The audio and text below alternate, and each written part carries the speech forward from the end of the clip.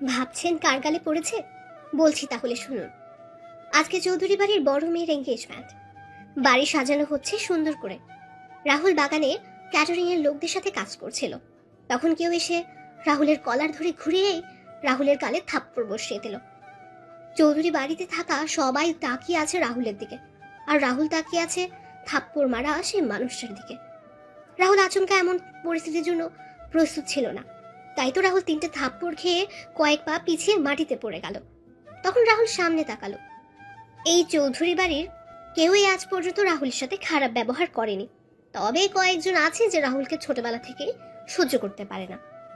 কে রাহুলকে থাপ্পড় মেরেছে সেটা দেখার জন্য রাহুল সামনে তাকালো। রাহুল সামনে তাকিয়ে অবাক। থাপ্পড়গুলো এতই জোরে মেরেছে, আমার ঠোঁট কেটে রক্ত বের হয়ে গেছে। এই রক্ত বের হয়ে যাওয়া আজ আমার জন্য নতুন কিছু না।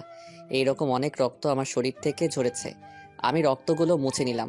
তখন কেউ বলে ওঠে, এই ছোট লোকের বাচ্চা, একটা কাজ দিলে তো সেটা সময় মতো করতে পারিস না, শুধু শুধু আমাদের বাড়িতে এসে আমাদের খাবার নষ্ট করছিস।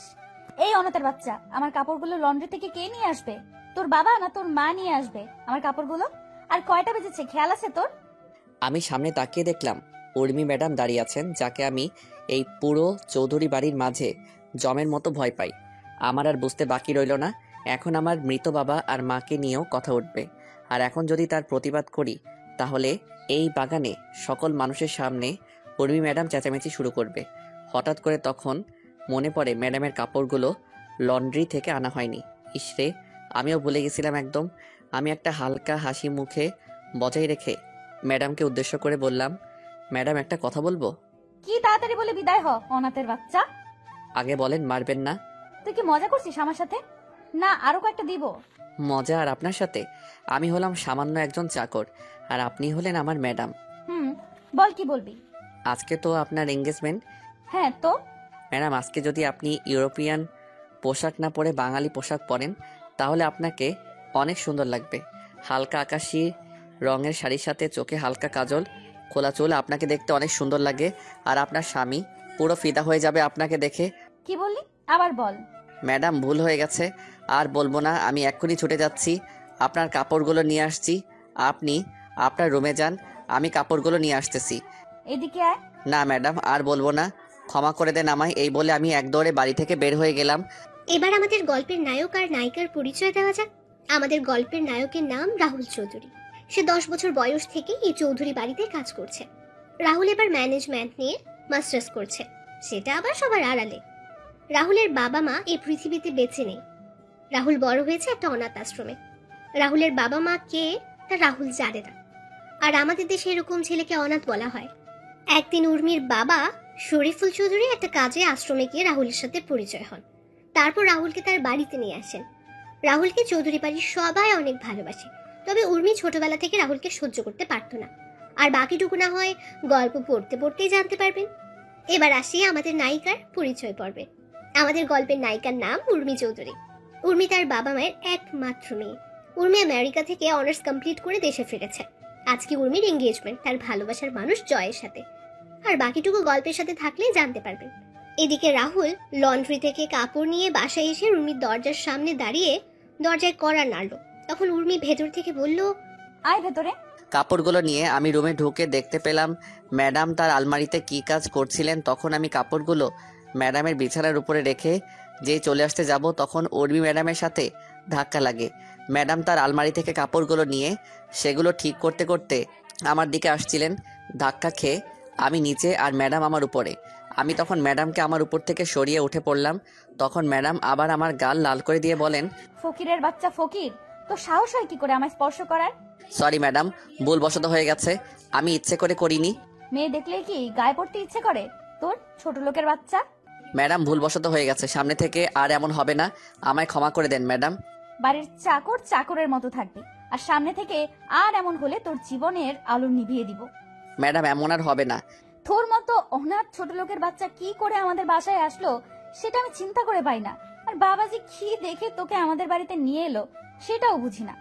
আমার চোখের সামনে থেকে বিদায় হ, বের হ রুম থেকে এখন। আমি তাড়াতাড়ি করে ম্যাডামের রুম থেকে বের হয়ে ছাদে চলে গেলাম। ছাদে গিয়ে নিজের চোখের জল ঝরাতে লাগলাম। শুনেছি ছেলেরা নাকি কান্না করে সবার আড়ালে। আমি তেমনই ছাদে এসে সবার আড়ালে চোখের জল ফেলছি। তখন কেউ আমার কাঁধে হাত রাখলো। আমি চোখের জল মুছে পিছনে তাকিয়ে দেখলাম দাদিমা আর ছোট আম্মু দাঁড়িয়ে।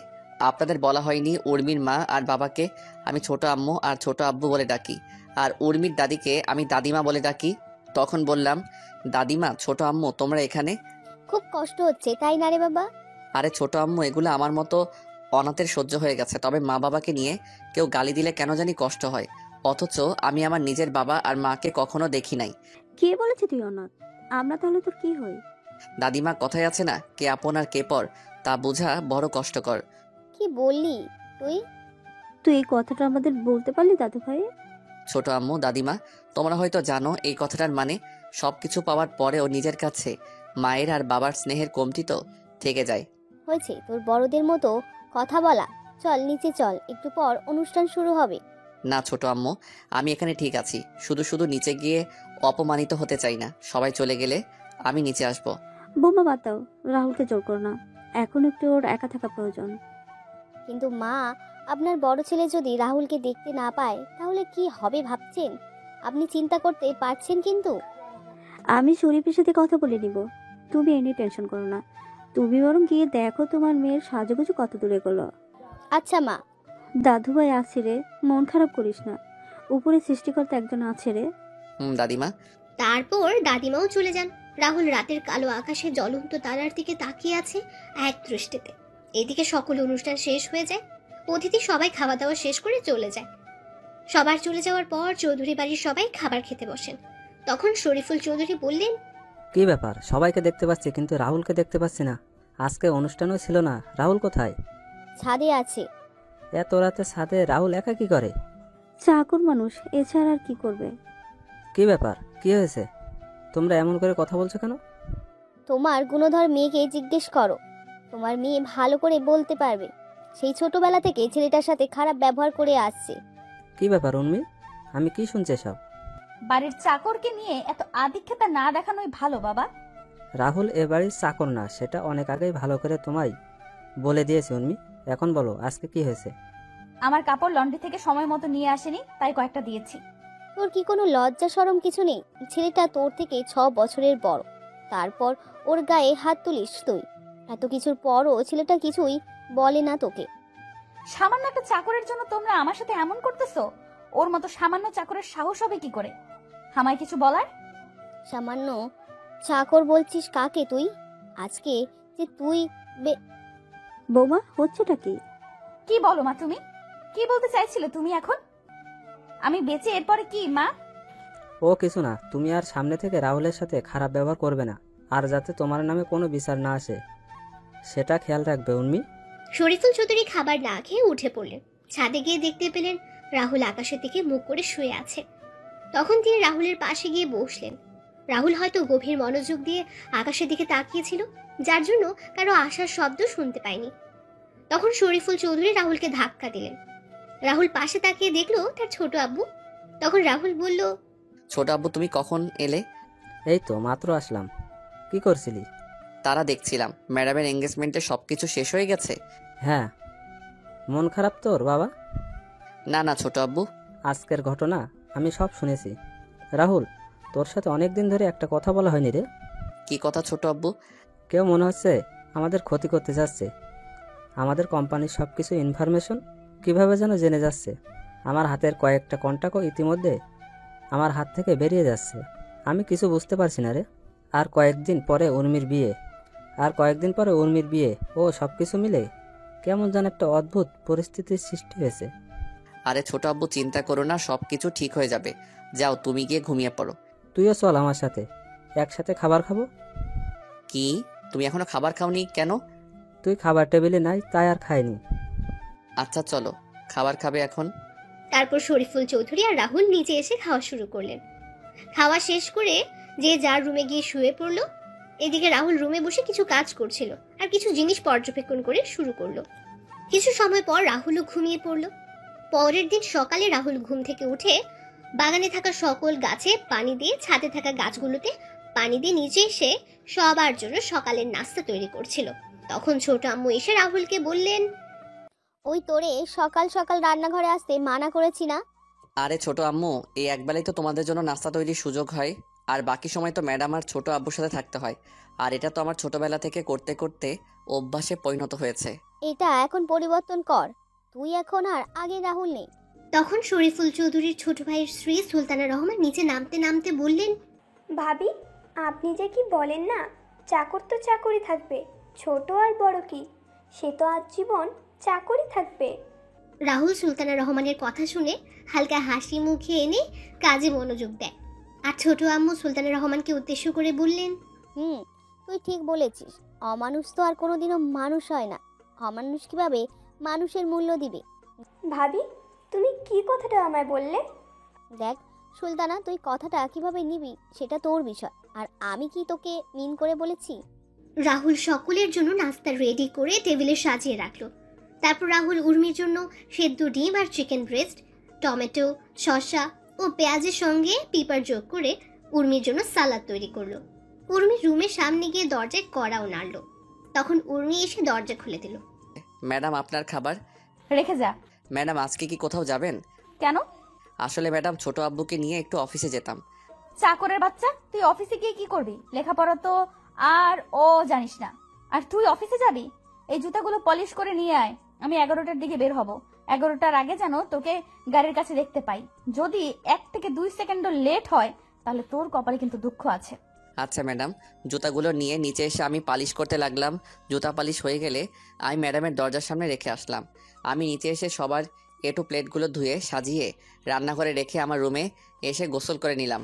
তারপর সকাল 10টায় ছোট আব্বুকে নিয়ে বের হলাম অফিসের উদ্দেশ্যে। 10টা 30-এ ছোট আব্বুকে অফিসে নামিয়ে দিয়ে আমি 11টার আগেই বাসায় প্রবেশ করি। আমি গাড়িতে বসে ম্যাডামের জন্য অপেক্ষা করতে থাকি। কিছুক্ষণ পর দেখলাম ম্যাডাম আসছেন। গাড়ি থেকে বের হয়ে পিছনে দরজা খুলে দিলাম। ম্যাডামকে সিটে বসলো। আমি দরজা লাগিয়ে ড্রাইভিং সিটে বসে ম্যাডামকে বললাম, ম্যাডাম কোথায় যাব?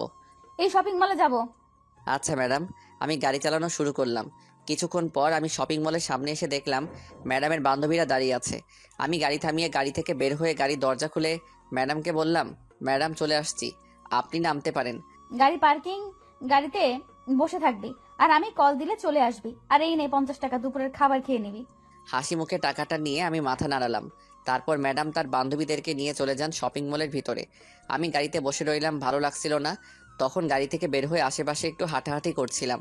তখন দেখতে পেলাম একজন ভদ্র মহিলা তার ছেলেকে নিয়ে রাস্তা পার হতে পারছেন না। আমি তখন তাদের রাস্তা পার করিয়ে দিয়ে আসছিলাম। তখনই ম্যাডাম ফোন দিলেন। Hello madam. 4র্থ তলায়, তাড়াতাড়ি আয় তো একটু। আমি তাড়াতাড়ি করে শপিং মলের 4র্থ তলায় গিয়ে দেখতে পেলাম কয়েকটা ছেলে মিলে ম্যাডাম আর তার বান্ধবীদের সাথে কি যেন কথা বলছে। তবে তাদের কথা বলার ধরনগুলো সুবিধার মনে হচ্ছিল না। আমি ছেলেদের পিছনে গিয়ে বললাম, কিরে, এখানে কি সমস্যা? কিছু না, তুই যা এখান থেকে, কোনো সমস্যা নেই। আচ্ছা ম্যাডাম চলুন, এখানে কোনো সমস্যা নেই। এখানে একদম চালাকি করার চেষ্টা করবি না, তা না হলে এগুলো দেখছিস। ভাই, আমি কি করলাম? আমি তোমাদের জিজ্ঞেস করলাম সমস্যা কি, তোমরা বললে কোনো সমস্যা নেই, তাই তো আমি এদের নিয়ে চলে যাচ্ছি। আমরা তোকে যেতে বলছি না, তবে এই মা। আর কোনো কথা বলার সুযোগ দিলাম না। সোজা মুখ বরাবর একটা ছক্কা হাঁকিয়ে দিলাম আর ছেলেটা বাউন্ডারির বাইরে। তারপর সব কয়টাকে মারা শুরু করলাম।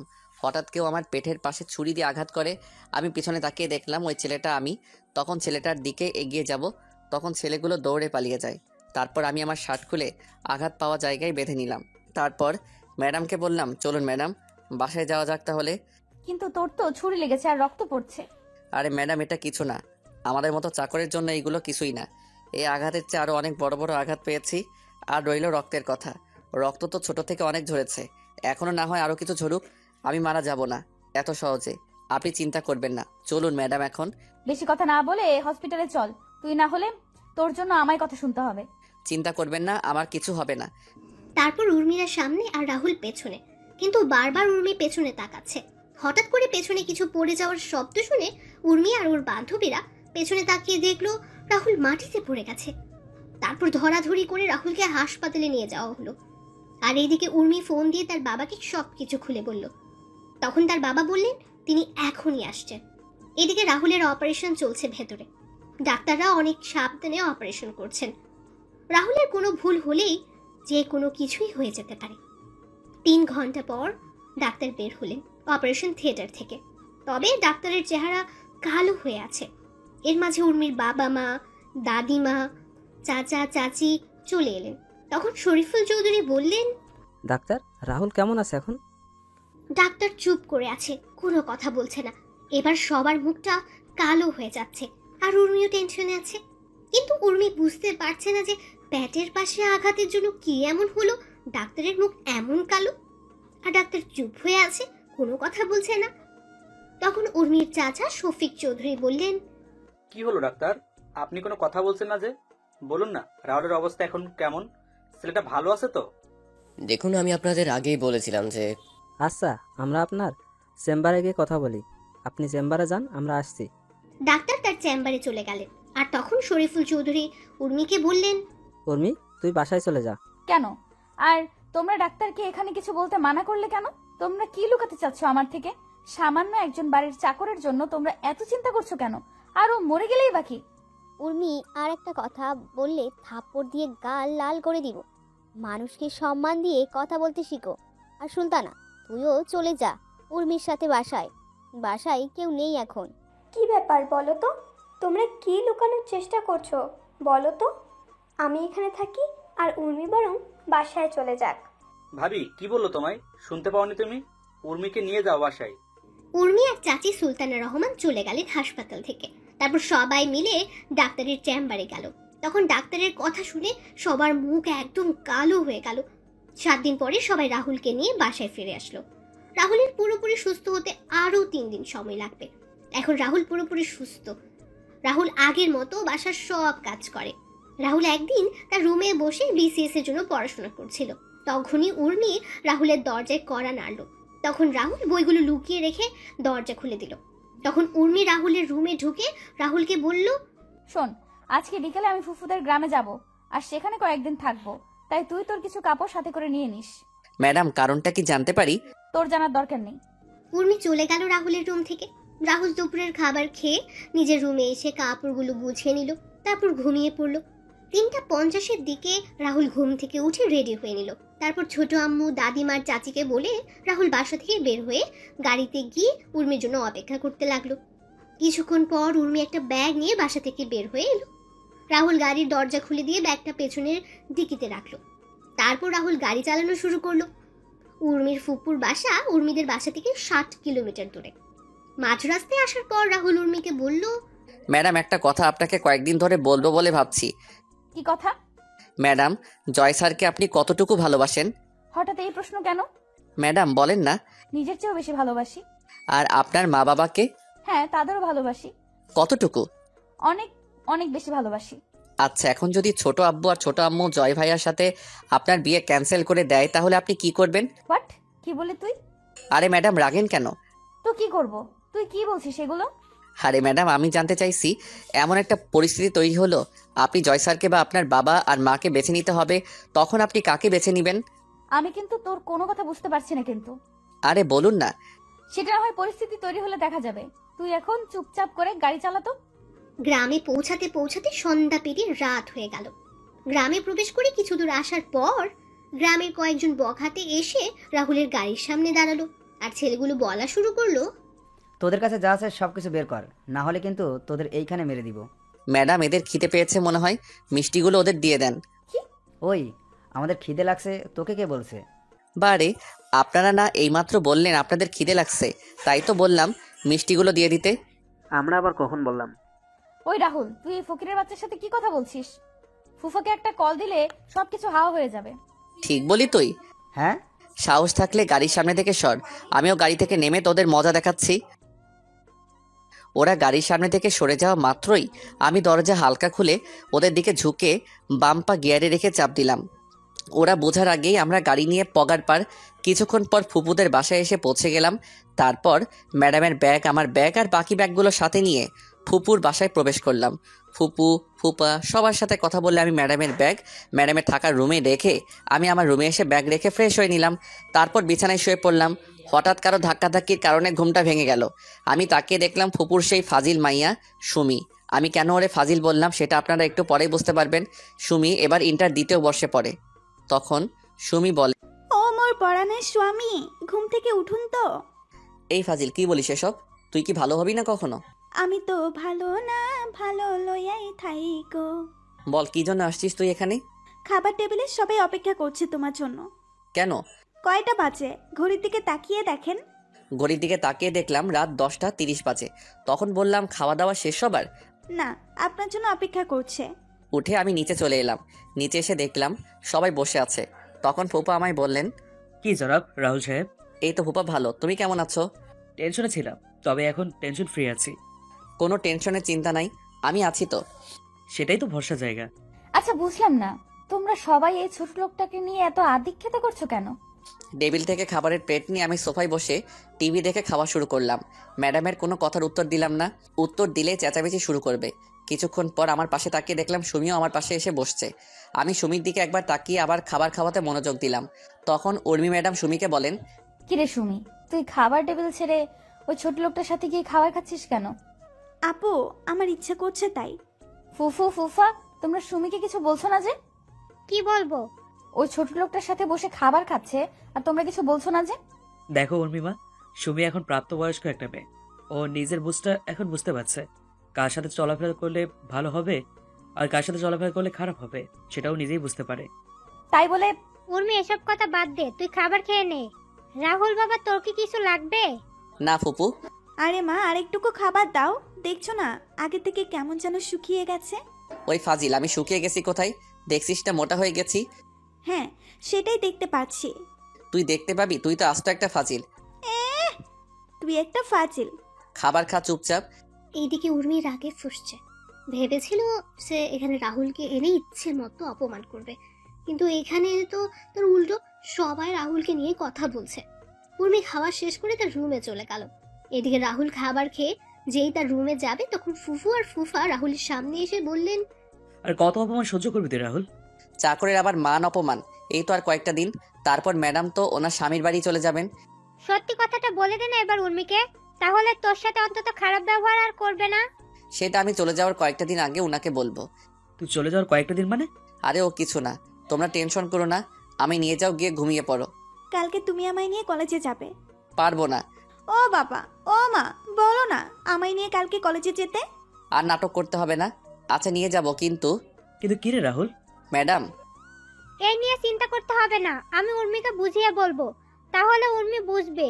আচ্ছা, গুড নাইট। পরের দিন সকালে রাহুলের ঘুম ভাঙলো কারো গরম নিঃশ্বাসে। তখন রাহুল তাকিয়ে দেখে সুমি তার খুব কাছে। এটা দেখে রাহুল এক লাফে বিছানা ছেড়ে মাটিতে গিয়ে পড়লো।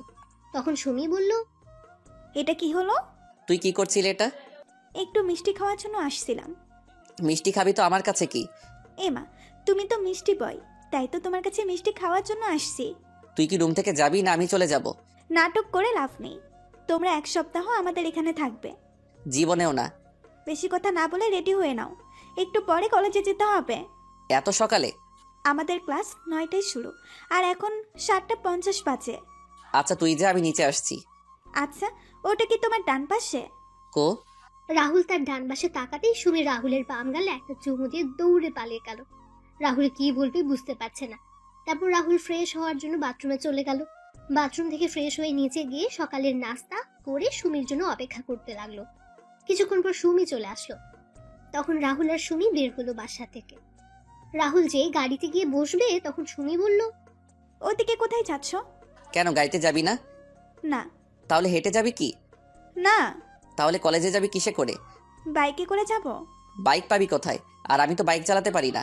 মিথ্যা বলবে না, আমি জানি তুমি বাইক চালাতে পারো, আর বাইক গ্যারেজে আছে, নিয়ে আসো গিয়ে। গাড়ি থাকতে বাইক কেন? আমার ইচ্ছে তাই। আমি পারবো না। পারবে না তো তুমি? না। মা, বাবা, মা বাবা, কোথায় তোমরা? এই চুপ, যাচ্ছি আমি। চাবি কই? বাইকে আছে। তারপর গ্যারেজে গিয়ে দেখতে পেলাম একটা নতুন বাইক, অ্যাপাচি RTR 164B। তারপর বাইক স্টার্ট দিয়ে আমি গেটের সামনে এসে দাঁড়ালাম। সুমি এসে পিছনে বসলো। তখন আমি বললাম, এই নতুন বাইকটা কার জন্য কিনে আনা হয়েছে? তোমার জন্য। আমার জন্য মানে? যেদিন আমি শুনলাম তুমি আর উম্মি আপু আমাদের বাসায় আসবে আর 1 সপ্তাহ থাকবে, তখনই আমি প্ল্যান করে বাবাকে বলে বাইক কিনে নিয়ে আসলাম। আর তুমি এইভাবে আমায় নিয়ে প্রত্যেক দিন কলেজে নিয়ে যাবে। বাহ, ঢেকি স্বর্গে গেলেও ধান ভাঙবে। তুমি কি বললে এক্ষুনি? কিছু না, এই বলে আমি বাইক চালানো শুরু করলাম। কিছু দূর আসার পর সুমি আমায় জড়িয়ে ধরলো শক্ত করে। আমার কেন যেন অস্বস্তি হচ্ছিল। আমি তখন বাইকটা রাস্তার পাশে দাঁড় করালাম। কি হলো? তুই এভাবে আমায় জড়িয়ে ধরেছিস কেন? আমার ভয় করে তাই। ভয় যখন করে তাহলে বাইকে আসার জন্য পাগল হয়েছিলি কেন? সাথে তুমি আছো তাই। তুই যদি এভাবে জড়িয়ে ধরিস তাহলে আর বাইক চালাবো না, আর তোর কলেজ মিস হয়ে যাবে। তাহলে তো তোমার সাথে আরো সময় কাটাতে পারবো ভালো করে। কি বলো তুমি? দেখ বোন, তুই এসব কেন করছিস বলতো? কি বললি? তুই আমাকে তুই করে বলছিস কেন? আমি তোর কোন সম্পর্কে বইন লাগি? কেন ফুপাতো বোন? তুই তো আর নিজের ফুফাতো ভাই না, আর এখন ফুফাতো ভাই বোনের মাঝে এসব হয়? কিসব হয়? প্রেম, ভালোবাসা, বিয়ে, বাচ্চা। চুপ কর, আমি নিয়ে যাচ্ছি তোকে। এই বলে রাহুল গাড়ি চালানো শুরু করলো। কি হলো? বসে বললে যে? ম্যাডাম কল দিয়েছিল। আর কি? এখন বাসায় না গেলে আমার অবস্থা খারাপ করে দিবে বলেছে। আরে আপু কিছু করবে না, তোমায় ভয় দেখাচ্ছে আপু। না, লেট করা যাবে না। ম্যাডাম রেগে আছে অনেক। তুই বাইকে উঠে পড়। বাসায় গিয়ে আগে ম্যাডামের মেজাজটা ঠান্ডা করতে হবে, তা না হলে ম্যাডাম আমার অবস্থা খারাপ করে দিবে। তুমি না বললে আমায় কি বলবে? বেঁচে থাকলে পরে বলবো। তুই তাড়াতাড়ি করে বাইকে ওঠ। উঠছি। সুমি মন খারাপ করে বাইকে উঠে পড়লো। রাহুল বাইক চালাতে শুরু করে কিছুক্ষণ পর রাহুল বাসে এসে পৌঁছে দেয়। সুমিকে নামিয়ে দিয়ে রাহুল বাইকটা গ্যারেজে রেখে সোজা উর্মির দরজার সামনে গিয়ে কড়া নাড়ল। তখন উর্মি বলল, ভেতরে আয়। আমি ভিতরে ঢুকতেই ম্যাডাম আমার সামনে এসে আমার গালে তার হাত দিয়ে 2 বার মালিশ করে দিল। সাথে সাথে 2 হাত দিয়ে আমি আমার গালটা চেপে ধরি। এত জোরে মেরেছে, গালে ব্যথা করছে। আমি আমার হাতে দেখলাম রক্ত লেগে আছে।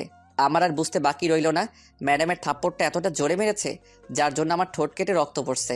তখন ম্যাডাম রাগী কণ্ঠে আমায় বলে, তোকে এখানে কেন নিয়ে আসছি আমি? মাথা নিচু করে বললাম, ম্যাডাম আপনার সাথে থাকার জন্য। তাহলে তুই কি করেছিস? আসলে ম্যাডাম ফুপু আর ফুপা আমায় বলল যাওয়ার জন্য, তাই। তোরে আমি কি বললাম আমার মুখের উপর কখনো কোনো কথা বলবি না? তাহলে তুই আমার মুখে মুখে তর্ক কেন করছিস? ম্যাডাম ভুল হয়ে গেছে আমার, ক্ষমা করে দেন। যা গাড়িতে গিয়ে বস, আমি আসছি। আর শোন, আর যদি এমন ভুল করিস তাহলে তোর কি হাল করব সেটা আমি নিজেই জানি না। আমি গাড়ির কাছে চলে এলাম। এই দিকে মাথাটাও ঘুরছে, কত জোরে বেড়েছে থাপ্পড়টা। কিছুক্ষণ পর উর্মি গাড়িতে এসে বসলো। তখন রাহুল বলল, ম্যাডাম কোথায় যাব? তুই গাড়ি চালানো শুরু কর, আমি বললে গাড়ি থামাবি। রাহুল গাড়ি চালানো শুরু করলো। কিছু দূর যাওয়ার পর উর্মি রাহুলকে একটা বড় শপিং মলের সামনে গাড়ি থামাতে বলল। রাহুল গাড়ি থামিয়ে দরজা খুলে দিল। উর্মি কিছু দূর গিয়ে আবার ফিরে এসে বলল, তুই এখানে থাকবি, আর হ্যাঁ মনে রাখিস ছোট লোকের বাচ্চা, আমার এই গাড়ির দাম অনেক। যদি গাড়ির কিছু হয় তাহলে তোর কপালে শনি আছে। জি ম্যাডাম। উর্মি চলে গেল শপিং মলের ভেতরে। কিছুক্ষণ পর উর্মি একটা ব্যাগ হাতে নিয়ে বের হলো। গাড়ির কাছে আসতে রাহুল দরজা খুলে দিল। উর্মি গিয়ে গাড়িতে বসলো। রাহুল গাড়ি চালানো শুরু করলো। তখন রাহুল বলল, ম্যাডাম এখন কোথায় যাবেন? ফুফুদের বাড়িতে। রাহুল তাড়াতাড়ি বাড়ি যাওয়ার জন্য একটা শর্টকাট রাস্তা নিয়ে নিল, যেটা আজকে সুমি দেখিয়ে দিয়েছিল কলেজে যেতে। রাস্তা দিয়ে যাওয়ার সময় হঠাৎ করে উর্মি রাহুলকে বলল, এই গাড়ি থামা। কেন? আমি হাওয়াই মিঠাই খাবো। ম্যাডাম সন্ধ্যা হয়ে যাচ্ছে, আর এই রাস্তা খুব একটা ভালো না।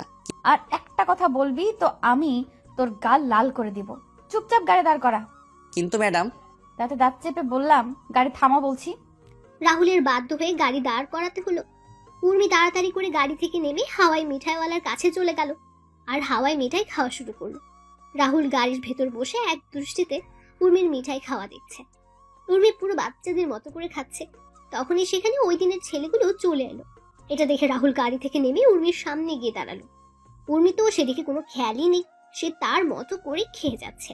তারপর ছেলেগুলো শীষ বাজিয়ে উর্মির সামনে গেল। ছেলেগুলো উর্মির কাছে যাওয়ার আগে রাহুল উর্মির সামনে চলে এলো। তখন ছেলেগুলো বলল, কিরে, আজকেও কি তুই এই মেয়েকে নিয়ে যেতে পারবি? শুধু শুধু ঝামেলা করছেন কেন? ঝামেলা কোথায়?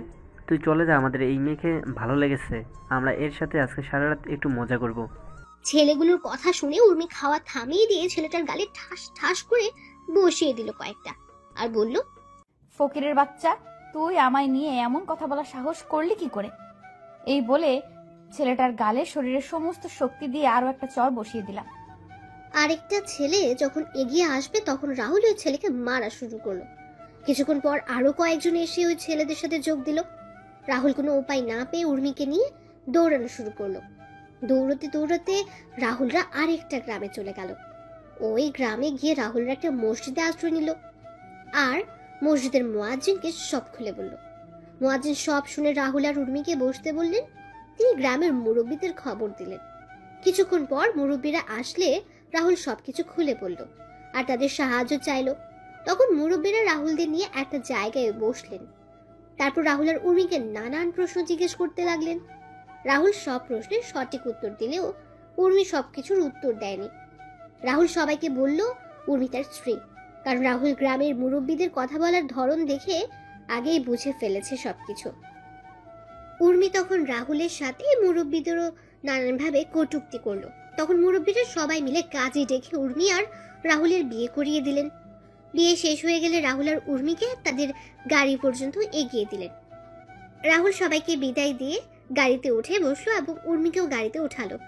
রাহুল গাড়ি চালিয়ে কিছু দূর আসার পর উর্মি রাহুলকে গালি দিয়ে বলল, এই চাকরের বাচ্চা চাকর, তোর সাহস হলো কি করে আমায় তোর বউ বলার? এছাড়া কোনো উপায় ছিল না। আমি সবকিছু ঠিক করে নিয়েছিলাম, কিন্তু আপনি সবকিছু ভেস্তে দিলেন। তুই বাড়ির সামান্য চাকর হয়ে আমায় তোর বউ বলবি, সেটা আমি আবার মেনে নেব? তুই ভাবলি কি করে? ম্যাডাম, আপনি গ্রামের মুরব্বীদের কথার মানে বুঝবেন না আর মুরব্বীদের কথার উত্তর দিতে পারবেন না, তাই আমি আপনাকে আমার বউ বলেছি। আপনি যদি আমার সাথে তাল মিলিয়ে কথা বলতেন তাহলে আজকে আপনার সাথে আমার বিয়ে কখনো হতো না। আপনি আপনার জেদ আর ইগুর জন্য আজকের এই পরিস্থিতি সৃষ্টি হয়েছে। আমি এই বিয়ে মানি না, আর তোকে আমার স্বামী বলেও মানি না। আমি এই কয়েকদিন পরে তোকে ডিভোর্স দিয়ে দিব। আমারও কোনো ইচ্ছে নেই আপনার মতো পাগল আর উন্মাদ মেয়েকে বিয়ে করার। কি বললি? ছোট লোকের বাচ্চা তুই? হ্যাঁ, ঠিক বলেছি। আমায় কি পাগল করতে কামড়াইছে যে আপনাকে আমার বিয়ে করতে হবে? ভাগ্য খারাপ আর পরিস্থিতির জন্য আপনাকে বিয়ে করতে হয়েছে। এবার কিন্তু তুই তোর লিমিট ক্রস করছিস। ও, আপনি এখন আমায় লিমিট ক্রস করছি বলছেন? সামান্য কয়েকটা কথা বলতেই আপনার লিমিট আমি অতিক্রম করে ফেলেছি? আরে আপনি যে আমায় ছোটবেলা থেকে অনেক কথা বলেছেন, তাহলে কি আপনি লিমিট ক্রস করেননি? শুনুন ম্যাডাম, মানুষের আসল পরিচয় তার সৌন্দর্য বা টাকা পয়সা নয়, তার আসল পরিচয় হলো তার ব্যবহার, তার চরিত্র দিয়ে। আপনারা বড় লোকরা মানুষকে বিচার করেন টাকা পয়সা দিয়ে, তাই হয়তো কোনো মানুষ আপনাকে ধোকা দিবে সেটা বুঝে উঠতে পারেন না। আপনারা মনে করেন টাকা পয়সা থাকলেই আসল সুখ, কিন্তু ম্যাডাম সেটা সত্যি না। সত্যিটা হলো মানুষের ভালো কাজে একজন মানুষের আসল শান্তি। আপনি যদি রাতের বেলা ঘুমানোর আগে শুয়ে শুয়ে চিন্তা করেন কালকে কত টাকা ইনকাম করব, কালকে কোথায় কোথায় পার্টি করব, তাহলে হয়তো আপনি ঘুমাতে পারবেন, কিন্তু শান্তির ঘুম ঘুমাতে পারবেন না। আবার আপনি যদি চিন্তা করেন আজকের দিনে আপনি কতজন মানুষের সাথে ভালো ব্যবহার করেছেন আর কয়জন মানুষকে সাহায্য করেছেন, সেটা মনে হলে আলাদা একটা শান্তি নিজের ভিতর অনুভব করবেন, আর তখনই ঘুমটাও শান্তির হবে। রাহুলের কথাগুলো প্রথমে উর্মির ভালো না লাগলেও পরে কেন যেন রাহুলের বলা কথাগুলো শুনতে ভালো লাগছিল। তখন রাহুল আবার বলল, ম্যাডাম চিন্তা করবেন না, আজকের বিষয়টা কেউ জানবে না, আর কয়েকদিন পরে আমি ডিভোর্স পেপারে স্বাক্ষর করে আপনাকে দিয়ে দিব। কথা বলতে বলতে রাহুলরা বাসায় চলে এলো। উর্মি গাড়ি থেকে নেমে বাসার ভেতরে চলে গেল। রাহুল গাড়ি পার্কিং করে বাসার ভেতরে প্রবেশ করলো। তখন ফুপ্পা বলল, কোথায় গিয়েছিলি তোরা? ম্যাডাম কি যেন কাজ ছিল, তাই ম্যাডামকে নিয়ে গেছিলাম। সন্ধ্যার পরে কোথাও বের হবি না, গ্রামের সন্ধ্যার পরে কোথাও বের হবি না। গ্রামের পরিবেশ সন্ধ্যা পরেই পাল্টে যায়। আচ্ছা। রাহুল তার রুমে চলে গেল। রাতের খাবার খাওয়ার সময় ফুফু বলল, পড়বি মা, তোর কোনো অসুবিধা হচ্ছে না তো? না ফুফু, আমার কোনো সমস্যা হচ্ছে না। উর্মিমা, তুই চাইলে কালকে সুমির সাথে সুমির কলেজে যেতে পারিস। তাছাড়া রাহুলও সুমিকে নিয়ে সুমির কলেজে যায়। কলেজে গিয়ে তোরও ভালো লাগবে। তোর ফুপু তো তার কাজ নিয়ে বিজি, আমিও আমার অফিস নিয়ে। তুই একা একা বাসে থাকবি? আপু যাবে না আমার কলেজে, তাই না আপু? আমি তোকে কখন বললাম আমি যাব না কলেজে? তুই না কালকে বললি যাবি না আমার কলেজে। তখন ইচ্ছে হয়নি, এখন আমার ইচ্ছে হয়েছে তাই। রাহুল সোফায় বসে টিভি দেখছে আর খাবার খাচ্ছে। এদিকে উর্মি কালকে কলেজে যাবে শুনে সুমির অনেক রাগ হচ্ছে। সুমির রাগ হচ্ছে তার বাবার উপর। তিনি কেন উর্মিকে তাদের সাথে কলেজে যেতে বলেছেন? উর্মি মন খারাপ করে খাবার নাড়াচাড়া করছে। তখন সুমির মা বলল, কি রে সুমি, খাচ্ছিস না কেন? খাচ্ছি তো। সুমি, তুই কোনো কিছু নিয়ে টেনশন করেছিস? আস্তে আস্তে করে বললাম, তুই তো আমার আসল টেনশনের কারণ আপু। কালকে কলেজে গিয়ে যে তুই কি করবি সেটা নিয়ে আমি টেনশনে আছি রে বোন। কি রে, কিছু বলছিস না যে? কালকের বাসের জন্য অপেক্ষা করছি। কিসের বাস? সেটা তুমি বুঝবে না। তারপর খাবার শেষ করে যে যার রুমে চলে গেল। রাহুলও তার রুমে গিয়ে ঘুমিয়ে পড়ল। পরের দিন সকালে রাহুল ঘুম থেকে উঠে সকালের নাস্তা শেষ করে মোবাইলে গেমস খেলা শুরু করলো। এদিকে উর্মি আর সুমি সকালের নাস্তা শেষ করে নিজেদের রুমে গিয়ে কলেজে যাওয়ার জন্য রেডি হচ্ছে।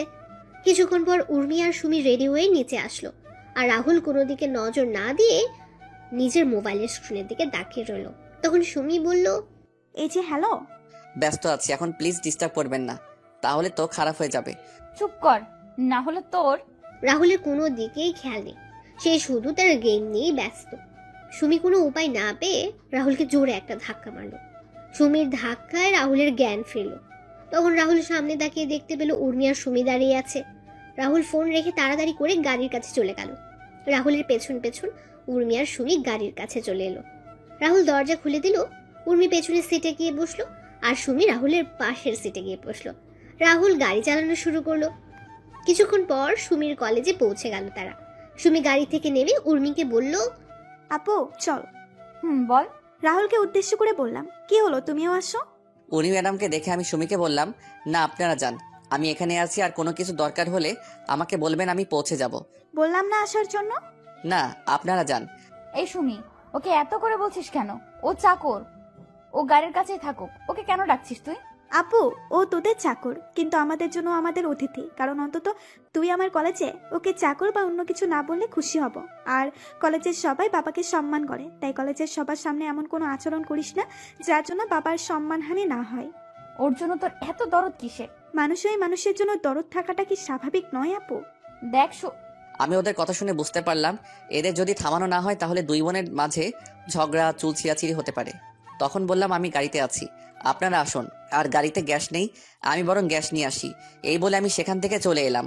রাহুল গাড়িতে এসে আবার গেম খেলা শুরু করলো। আর এদিকে সুমি আর উর্মি ক্যাম্পাসে গিয়ে বসলো। সুমি তার বন্ধু আর বান্ধবীদের সাথে উর্মির পরিচয় করিয়ে দিল। তারপর সবাই মিলে কিছুক্ষণ আড্ডা দিয়ে ক্লাসে চলে গেল। সকল ক্লাস শেষ করে সুমিরা আবার আড্ডা দেওয়া শুরু করলো। কিছুক্ষণ পর সবাই যার যার বাসায় চলে গেল। সুমি আর উর্মি এসে দেখতে পেল রাহুল গেম খেলছে। তখন সুমি রাহুলের হাত থেকে মোবাইল নিয়ে নিল।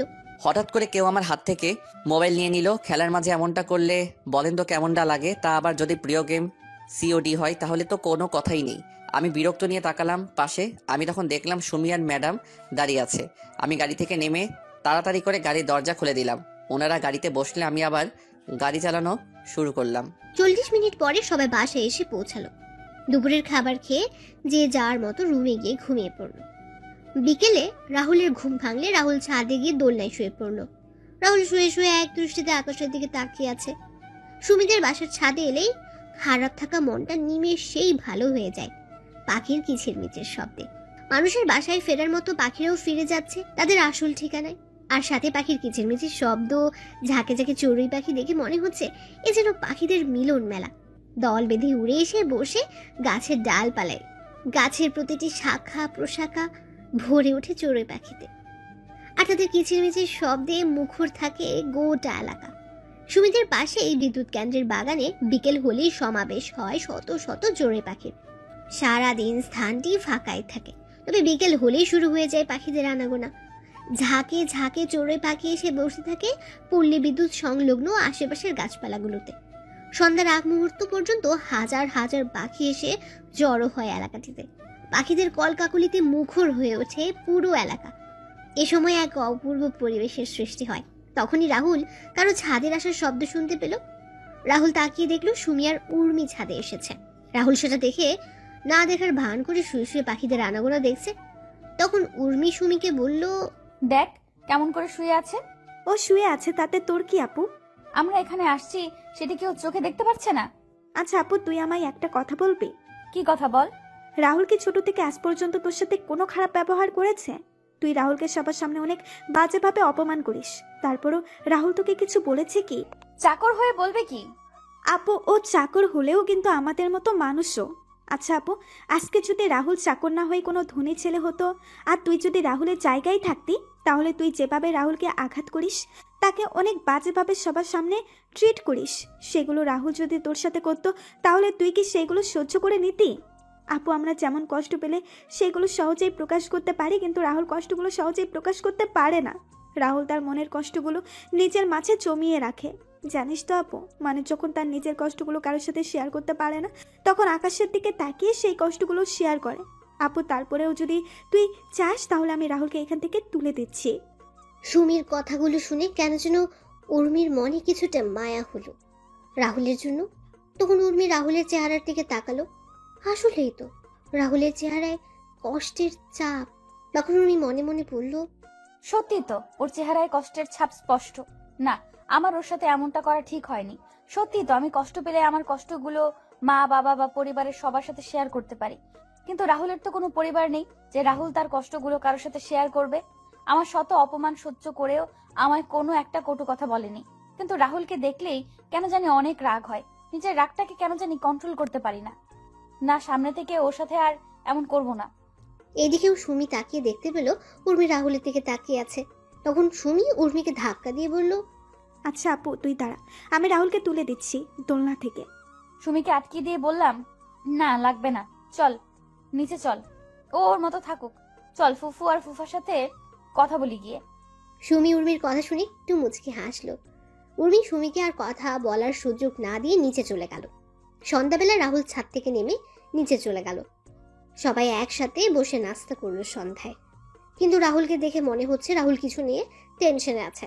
তখন ফুফু রাহুলকে বললেন, কি রে রাহুল, কি হয়েছে তোর? তুই এত চুপচাপ বসে আছিস যে? আর কাকে কল দিছিস বারবার? ফুফুর কথা শুনে সবাই রাহুলের দিকে তাকালো। তখন ফুফা রাহুলকে প্রশ্ন করলেন, কি রে রাহুল, কি হয়েছে? কোনো কিছু সমস্যা হয়েছে কি? ফুপা, মনে হচ্ছে কিছু একটা সমস্যা হয়েছে। কি সমস্যা? বাড়িতে কল দিচ্ছি কিন্তু কেউ কল রিসিভ করছে না, সবার ফোন বন্ধ দেখাচ্ছে। আরে চিন্তা করিস না, সব ঠিক হয়ে যাবে। সবাই হয়তো কোনো কাজে ব্যস্ত আছে, তাই ফোন ধরছে না।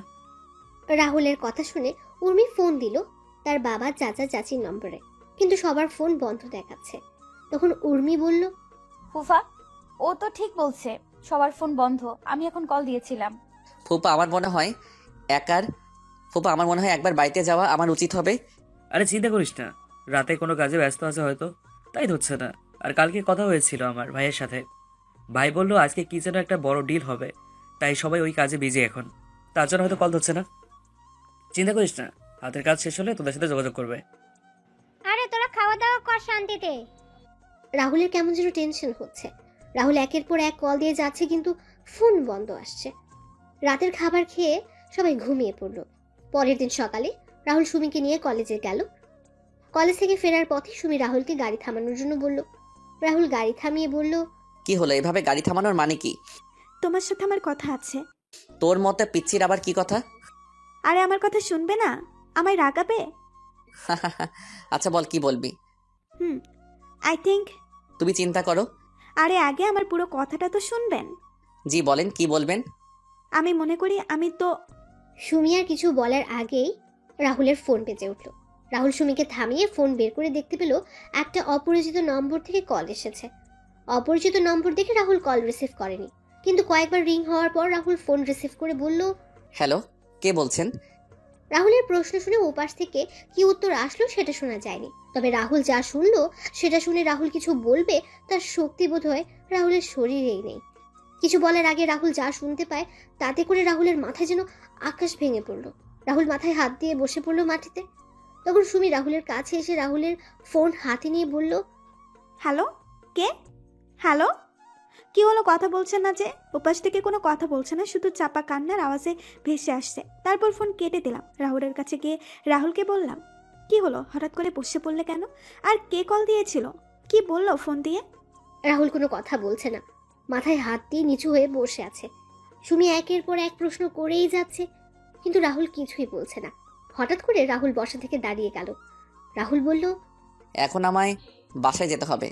কেন? সবকিছু ডিটেলসে বলা যাবে না। কিন্তু তুমি না বললে কি বলবে আমায়? কিছু না, বাইকে ওঠো। না, তুমি আগে বলো আমায় কি বলতে চেয়েছিলে। সুমি প্লিজ দয়া করে বাইকে ওঠো, আমায় এখন বাসায় যাওয়া লাগবে। না বলছি তো না। তাহলে থাকো তুমি। এই বলে আমি বাইক চালিয়ে বাসায় চলে এলাম। বাসায় এসে ম্যাডামকে ডাকতে ডাকতে লাগলাম, ম্যাডাম ম্যাডাম ম্যাডাম। উর্মি রুমে বসে কানে হেডফোন গুঁজে গান শুনছিল, যার কারণে রাহুলের চিৎকার শুনতেও পাচ্ছিল না। তখন রান্নাঘর থেকে ফুফু বের হয়ে এসে বললেন, কি রে রাহুল, এভাবে চিৎকার করছিস কেন? কি হয়েছে তোর? এত কিছু বলার সময় নাই, আমাদের এখন বের হতে হবে। বের হবে মানে? ফুপু পরে সব বলবো। ম্যাডাম কোথায়? উর্মি তো ওর রুমে আছে। রাহুল তাড়াতাড়ি করে সিঁড়ি বেয়ে উর্মির রুমে গিয়ে দরজা নক না করে উর্মির রুমে ঢুকে পড়লো। রাহুল রুমে ঢুকে দেখতে পেল উর্মি কানে হেডফোন লাগিয়ে উল্টো হয়ে শুয়ে আছে। তখন রাহুল গিয়ে উর্মির কান থেকে হেডফোন খুলে ফেললো। তখন উর্মি বিরক্তকর ভাব নিয়ে তাকালো। রাহুলকে দেখে রেগে বলল, ছোট লোকের বাচ্চা, তোর সাহস হলো কি করে আমার রুমে ঢুকে আবার আমার কান থেকে হেডফোন খুলে নিস? সরি ম্যাডাম, আপনাকে আমি নিচে থেকে অনেক ডাকছিলাম, কিন্তু আপনি শুনতে পাননি, তাই আমি রুমে এসে হেডফোন খুলতে বাধ্য হই। তুই বেশি কথা বলছিস কেন? তোকে কি আমি সাফাই দিতে বলছি? এখন বল কি হয়েছে? আমাদের এখান থেকে বেরোতে হবে। কেন? সেটা গেলেই জানতে পারবেন। আমি যাব না, আমি আরো কয়েকদিন থাকবো এখানে। প্লিজ ম্যাডাম চলুন, আমি আপনার পায়ে পড়ি, প্লিজ ম্যাডাম প্লিজ। চুপচাপ রুম থেকে বের হ বলছি, না হলে তোকে। এবার আর নিজের ডাকটা সামলাতে পারলাম না, তখন বললাম, না হলে কি করবি তুই? ছোটবেলা থেকেই তো আমায় অপমান করে আসছিস, আর এখন নতুন কি করবি তুই?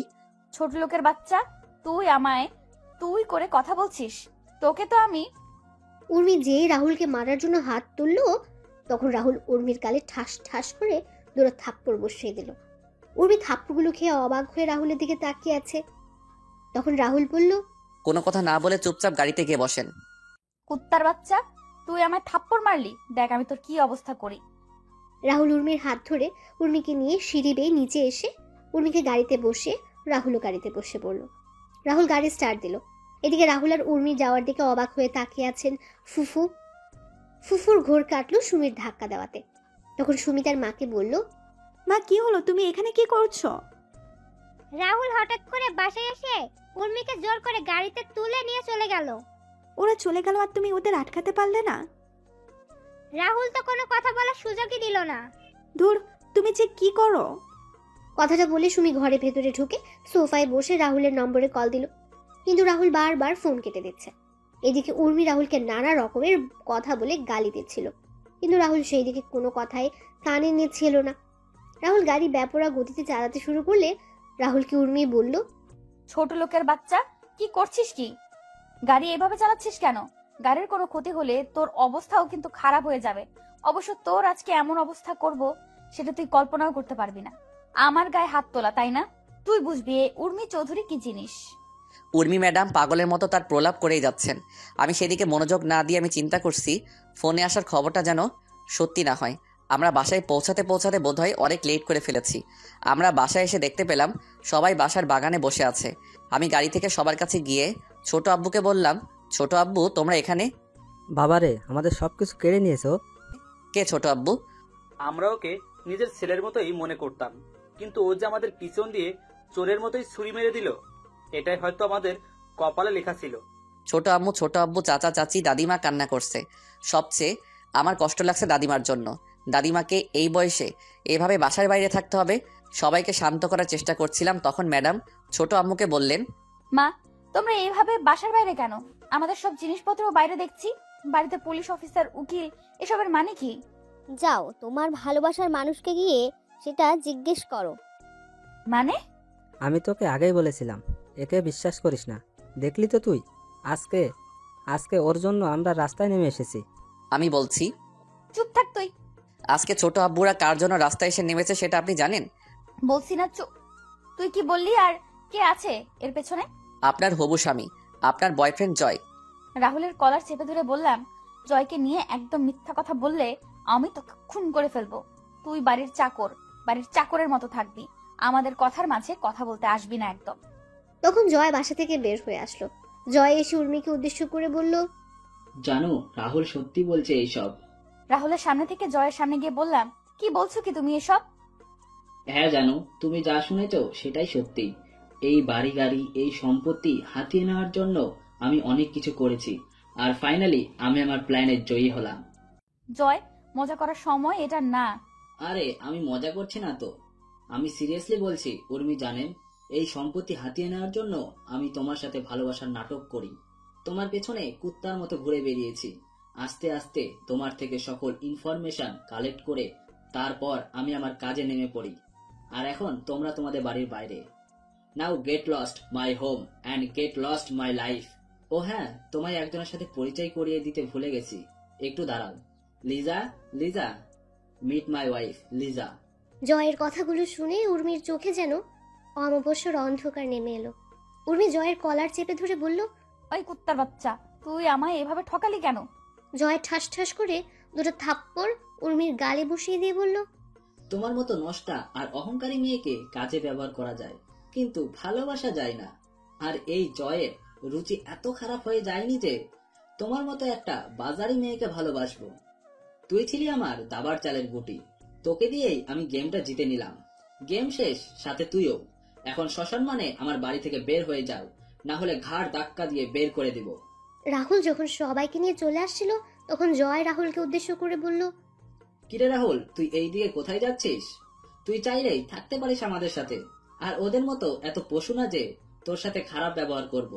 হালকা হেসে বললাম, আমি আপনার মতো বেইমানও না যে যেই বিছানায় ঘুমাবো আবার সেই বিছানায় ভেঙেও ফেলবো। জয় সাহেব চাকর হতে পারি, তবে মালিকের সাথে কোনো সময় বেইমানি করব না। তবে খুব তাড়াতাড়ি দেখা হবে আপনার সাথে। জায়গা এটা থাকবে, বাড়িও এটা থাকবে। তফাৎ শুধু হবে আমি বাড়ির মালিক আর আপনি রাস্তার কুত্তা হবেন। কথাটি বলে রাহুল সবাইকে নিয়ে চলে আসলো ওই বাসা থেকে। রাহুল সবাইকে নিয়ে একটা বাগানের পাশে বসে, তখন রাহুল সবাইকে উদ্দেশ্য করে বলল, ছোট আব্বু, চাচা, এসব হলো কি করে? আমরা কিছু বলতে পারছি না। আজকে সকালে হঠাৎ করে নোটিশ আসে বাসা ছেড়ে দেওয়ার জন্য, আর কালকে আমাদের হাত থেকে সব কন্ট্রাক্ট বের হয়ে যায়। যেই কন্ট্রাক্টের জন্য ব্যাংক থেকে টাকা নিয়েছিলাম সেটা জমা দেওয়ার তারিখ কালকে চলে গেছে। আমি তো কখনো বিশ্বাসই করতে পারি নাই জয় এমন করবে। ছোট আব্বু আর চাচা, তোমরা পুরোনো কথা ভুলে যাও। তোমাদেরও নতুন করে আবার শুরু করতে হবে। কিন্তু নতুন করে শুরু করতে হলে তো অনেক টাকার দরকার। সেসব চিন্তা পরে করা যাবে। আগে দাদিমাকে নিয়ে চলো ফুপাদের বাড়িতে। আর ছোট আব্বু আর চাচা, তোমরা সেখানে কয়েকটা দিন থাকতে হবে। আর আমি আবার সিলেটে ফিরে আসবো। কেন? কাজ আছে ছোট আম্মু। তারপর রাহুল একটা গাড়ি ঠিক করে সবাইকে নিয়ে আবার ফুফাদের বাড়ির উদ্দেশ্যে রওনা দিল। 3 ঘন্টা পর সবাই ফুফুদের বাসায় পৌঁছে গেল। ফুফু সবাইকে দেখে তো অনেক খুশি। তারপর সবাই মিলে ভেতরে গিয়ে বসলো আর রাহুল তার রুমে চলে গেল। এদিকে সুমি ও রাহুলের রুমে আসে। সুমি এসে দেখতে পায় রাহুল তার জামা কাপড় সব গুছিয়ে নিচ্ছে। তখন সুমি রাহুলকে বলল, কি ব্যাপার, তুমি কাপড় গুছাচ্ছ কেন? চলে যাব তাই। মানে? যা শুনেছো সেটাই। আমি আর কোনো কথা না বলে ব্যাগ নিয়ে নিচে চলে এলাম। আমায় নিচে নামতে দেখে ছোট আব্বু বললেন, কিরে, কোথায় যাচ্ছিস তুই? কাজে। কিসের কাজে আর কোথায় যাচ্ছিস? চট্টগ্রামে যাচ্ছি। দাদা ভাই, আমাদের ছেড়ে যাবি তুই? দাদিমা, যদি তোমাদের জন্য ভালো কিছু করতে পারি তাহলে হয়তো ফিরে আসবো, না হলে আসা হবে না। দাদা ভাই, কি বলছিস তুই? তোর কথার মানে কিছুই বুঝতে পারছি না আমি। ছোট আম্মু, তোমরা হয়তো জানো আমি কি বলছি।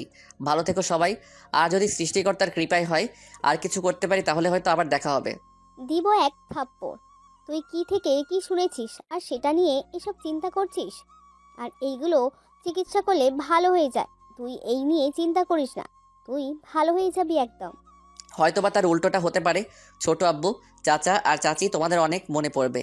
আর খুব তাড়াতাড়ি তোমাদের সবকিছু আশা করি ফিরিয়ে দিতে পারবো। এখন আসি আমি। ভালো থেকো সবাই। রাহুল কথাটা বলে একবার সবার দিকে তাকিয়ে হাঁটা দিল। কি যেন মনে করে আবার দাঁড়িয়ে পড়লো। রাহুল পেছন ফিরে সুমির সামনে এসে বলল, সুমি, ভালো করে পড়ালেখা করিস। তোকে অনেক বড় একজন ডাক্তার হতে হবে। আর ভালো কাউকে দেখে বিয়ে করে নিস।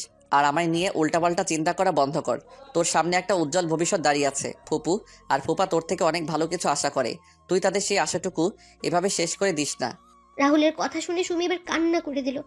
রাহুল যখন দুপুরে চলে যায় তখন সুমি অনেক কান্না করছিল। সুমি কান্না মিশ্রিত স্বরে বলল, তুমি হঠাৎ করে এ ধরনের কথা বলছো কেন? আর আমি কি বলছি তুমি ভালো করে সেটা বুঝতে পারছো। আশা করি তুই আমার ইচ্ছেটা পূরণ করবি। রাহুল এবার উর্মির সামনে গিয়ে বলল, ম্যাডাম, আজকে ঘটনার জন্য আমি দুঃখিত। আমি জানি আপনার উপর এভাবে হাত তোলা আমার ঠিক হয়নি। আমি চাইলে সেই থাপ্পড়গুলো আমায় ফিরিয়ে দিতে পারেন। আমি কিছু বলবো না। উর্মি এত সময় সবার কথা শুনছিল আর সবার মুখের দিকে তাকাচ্ছিল। রাহুলের কথা শুনে রাগ হলেও কেন যেন উর্মি আজকে রাহুলের কথাগুলো শুনতে বেশ খারাপই লাগছে। উর্মি বলল, যা, ক্ষমা করে দিলাম। রাহুল বাসা থেকে বেরিয়ে পড়লো। তারপর রাহুল একটা বাসে উঠে পড়লো। লক্ষ্য চট্টগ্রাম যাওয়া। কিছুক্ষণ পর বাস চলা শুরু করলো চট্টগ্রামের উদ্দেশ্যে। পরের দিন সকালে বাস পৌঁছে গেল চট্টগ্রামে। রাহুল বাস থেকে নেমে একটা অফিসের উদ্দেশ্যে একটা সিএনজি নিয়ে রওনা দিল। কিছুক্ষণ সিএনজি এসে থামলো একটা অফিসের সামনে। রাহুল ভাড়া মিটিয়ে অফিসের দিকে হাঁটা দিল।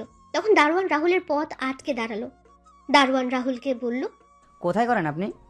রাহুল, আপনার বসের সাথে দেখা করব। স্যারের সাথে দেখা করার জন্য আপনি অ্যাপয়েন্টমেন্ট নিয়েছেন কি? কি? তাহলে আজকে আপনি স্যারের সাথে দেখা করতে পারবেন না। আচ্ছা, আপনি কাগজটা আপনার স্যারের কাছে দিলেই উনি আমায় চিনতে পারবেন। আচ্ছা। রাহুলকে বসিয়ে রেখে দারোয়ান রাহুলের দেওয়া কাগজটা নিয়ে ভেতরে চলে গেল। দারোয়ান তার স্যারের কাছ থেকে অনুমতি নিয়ে তার রুমে প্রবেশ করলো। তখন দারোয়ান তার স্যারকে উদ্দেশ্য করে বলল, স্যার, একটা লোক আপনার সাথে দেখা করতে আসছে, কিন্তু উনি কোনো অ্যাপয়েন্টমেন্ট নিয়ে আসেনি। আচ্ছা, তাহলে বলে দাও আমি বিজি আছি। কিন্তু স্যার, এই কাগজটা দিয়ে বললেন, এই কাগজটা দেখলে আপনি চিনতে পারবেন ওনাকে। আচ্ছা, দাও দেখি কাগজটা। কাগজটা পড়ে অফিসের বস দারোয়ানকে উদ্দেশ্য করে বলল, চাচা কোথায় আছেন এখন রাহুল? রাহুলকে? এই চিঠিটা যে দিতেছে সে কোথায় এখন? স্যার, ওনাকে আমি ওয়েটিং রুমে বসিয়ে আসছি। আচ্ছা চলো। তারপর দারোয়ান আর বস মিলে ওয়েটিং রুমে এসে দেখতে পেল রাহুল বসে আছে। তখন বস রাহুলকে গিয়ে জড়িয়ে ধরে বলল, বন্ধু রাহুল, তুই কেমন আছিস? আমি ভালো আছি রে সুফিয়ান, তুই কেমন আছিস? ভালোই আছি। তোর এমন অবস্থা কেন? চাকরের অবস্থা কেমন হবে আর? আরে শালা, আবার একই কথা বলিস। তুই কি আর এই কথাগুলো বলতে পারিস না? যা সত্যি তাই বললাম। চল আমার রুমে, কতদিন পরে তোর সাথে দেখা। আর দারোয়ান চাচা, তুমি দুইটা ঠান্ডা পাঠিয়ে দিও আমার রুমে। আচ্ছা। রাহুল আর সুফিয়ান তার রুমে এসে বসলো। কিছুক্ষণ পর অফিসের একটা ছেলে এসে রাহুল আর সুফিয়ানকে ঠান্ডা দিয়ে গেল। সুফিয়ান তখন রাহুলকে বলল, বলো বন্ধু, এবার তোর কি খবর? ভালো আছি, তুই কেমন আছিস? ভালো আছি বন্ধু। আজকে এই ভালো থাকার পিছনে সব অবদান তোর বন্ধু। তুই যদি ওই দিন আমাদের সাহায্য না করতি তাহলে আমি কখনো ভালো থাকতে পারতাম না, আর এই পজিশনে আসতেও পারতাম না। আরে শাল্লা, তুই আমার বন্ধু, আমি তোকে সাহায্য করবো না তো কাকে করবো বল? তোর মতো বন্ধু পাওয়া ভাগ্যের ব্যাপার। মিতু আর নমি কেমন আছে? ভালো আছে ওরা। চলো বাসায় চলো, আজকে কতদিন পরে একসাথে। আর মিতু তোকে দেখলে অনেক খুশি হবে। জানিস, মিতু আর আমি প্রায় তোর কথা বলি। এই মারে বন্ধু, তোর কাছে কিছু কাজে আসছি, সেটা হয়ে গেলে আমি চলে যাব। শালা চলে যাবি মানে? পাকা কয়েক মাস আমার এখানে থাকবি। দুই বন্ধু মিলে অনেক ঘোরাঘুরি করব। চল বাসায় চল, এখন আর কোনো কথা হবে না। তারপর সুফিয়ান রাহুলকে জোর করে নিয়ে অফিস থেকে বাড়ি চলে গেল। বাসার সামনে গিয়ে রাহুল বেল বাজালো। কিছুক্ষণ পর মিতু দরজা খুলে দিল।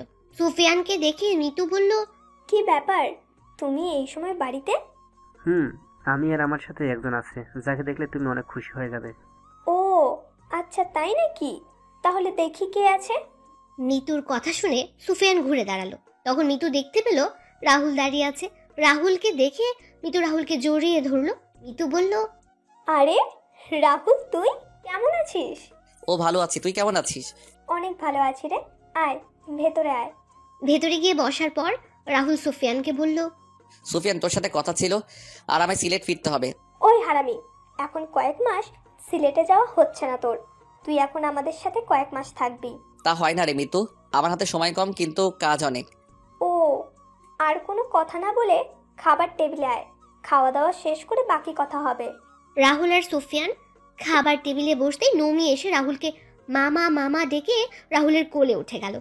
রাহুল খাবার খাচ্ছে, সাথে নমিকেও খাইয়ে দিচ্ছে। মিতু আর সুফিয়ান তো অনেক খুশি রাহুলকে পেয়ে। খাওয়া দাওয়া শেষ করে রাহুল নমিকে কোলে নিয়ে সোফায় বসে সুফিয়ানও এসে রাহুলের পাশে বসলো। মিতু তার রান্নাঘরে কাজ শেষ করে এসে রাহুল আর সুফিয়ানের মাঝখানে অংশ নিল। কিছুক্ষণ পর সুফিয়ান বলল, এখন বল, আছে কি বলতে চাইছিলি? ও আমার তোর সাহায্যের জন্য প্রয়োজন বন্ধু, অনেক ভেবেচিন্তে আমি তোর কাছে এসেছি। কি হয়েছে বলবি তো? আর ও তোকে সাহায্য করবে না, ওর ঘাড় করবে। আরে আমি মানা করছি কি? তুই এর মাঝে আমার ঘাড় ধরে টানটানি শুরু করলে। আচ্ছা বল, তুই কিরকম সাহায্য চাস? শোনো তাহলে। ভালো হয়েছে, উর্মির সাথে এমনটাই হওয়ার কথা ছিল। উর্মি তোর সাথে যা করেছে, জয়ের করা কাজগুলো তো কিছুই না, কিন্তু কষ্ট হচ্ছে উর্মির পরিবারের সবার জন্য। ওনারা এইভাবে এই বয়সে বাড়ি ছাড়া হবেন, এর চেয়ে আর খারাপ কি হতে পারে? তো বন্ধু, এখন আমার কি করতে হবে তুই বল। এই জয়ের কাছ থেকে আমি 1 মিনিটে সবকিছু কেড়ে নিব। তুই শুধু একবার বল। আমার কিছু টাকা দিবি তুই? ছোট আব্বুকে নতুন একটা ব্যবসা শুরু করে দিতাম আর কি। এই ছোট ব্যবসায় দিয়ে যদি তারা আগের পর্যায়ে যেতে পারেন তাহলে তো ভালোই হয়। চিন্তা করিস না, আমি তো সব টাকা 2 বছরের মাঝে পরিশোধ করে দিব। তোর কি মাথা খারাপ হলো রাহুল? তুই কি বলছিস এসব? আরে আজকে যা কিছু আমাদের, তাতে তো তোরও অধিকার রয়েছে। আমি এসব চাই না রে, আমি চাই শুধু ছোট আব্বুরা যেন তাদের আগের অবস্থানে ফিরে যায়। তার জন্য একটি রাস্তা আছে আমার কাছে। আর 10 দিন পরে আমার অফিসের নতুন শাখা খুলছি সিলেটে। তুই সেই শাখার দায়িত্ব নিয়ে নে। নতুন ব্যবসায় শুরু করে তুই সুবিধা করতে পারবি। বা ভাই, তুই আমার এই ব্যবসাটার দেখাশোনা কর। আমি তো আর কয়েক মাস পরে দুবাই শিফট হয়ে যাব। আমি দুবাই চলে গেলে আমার বিজনেসগুলো তো দেখার কেউ নেই।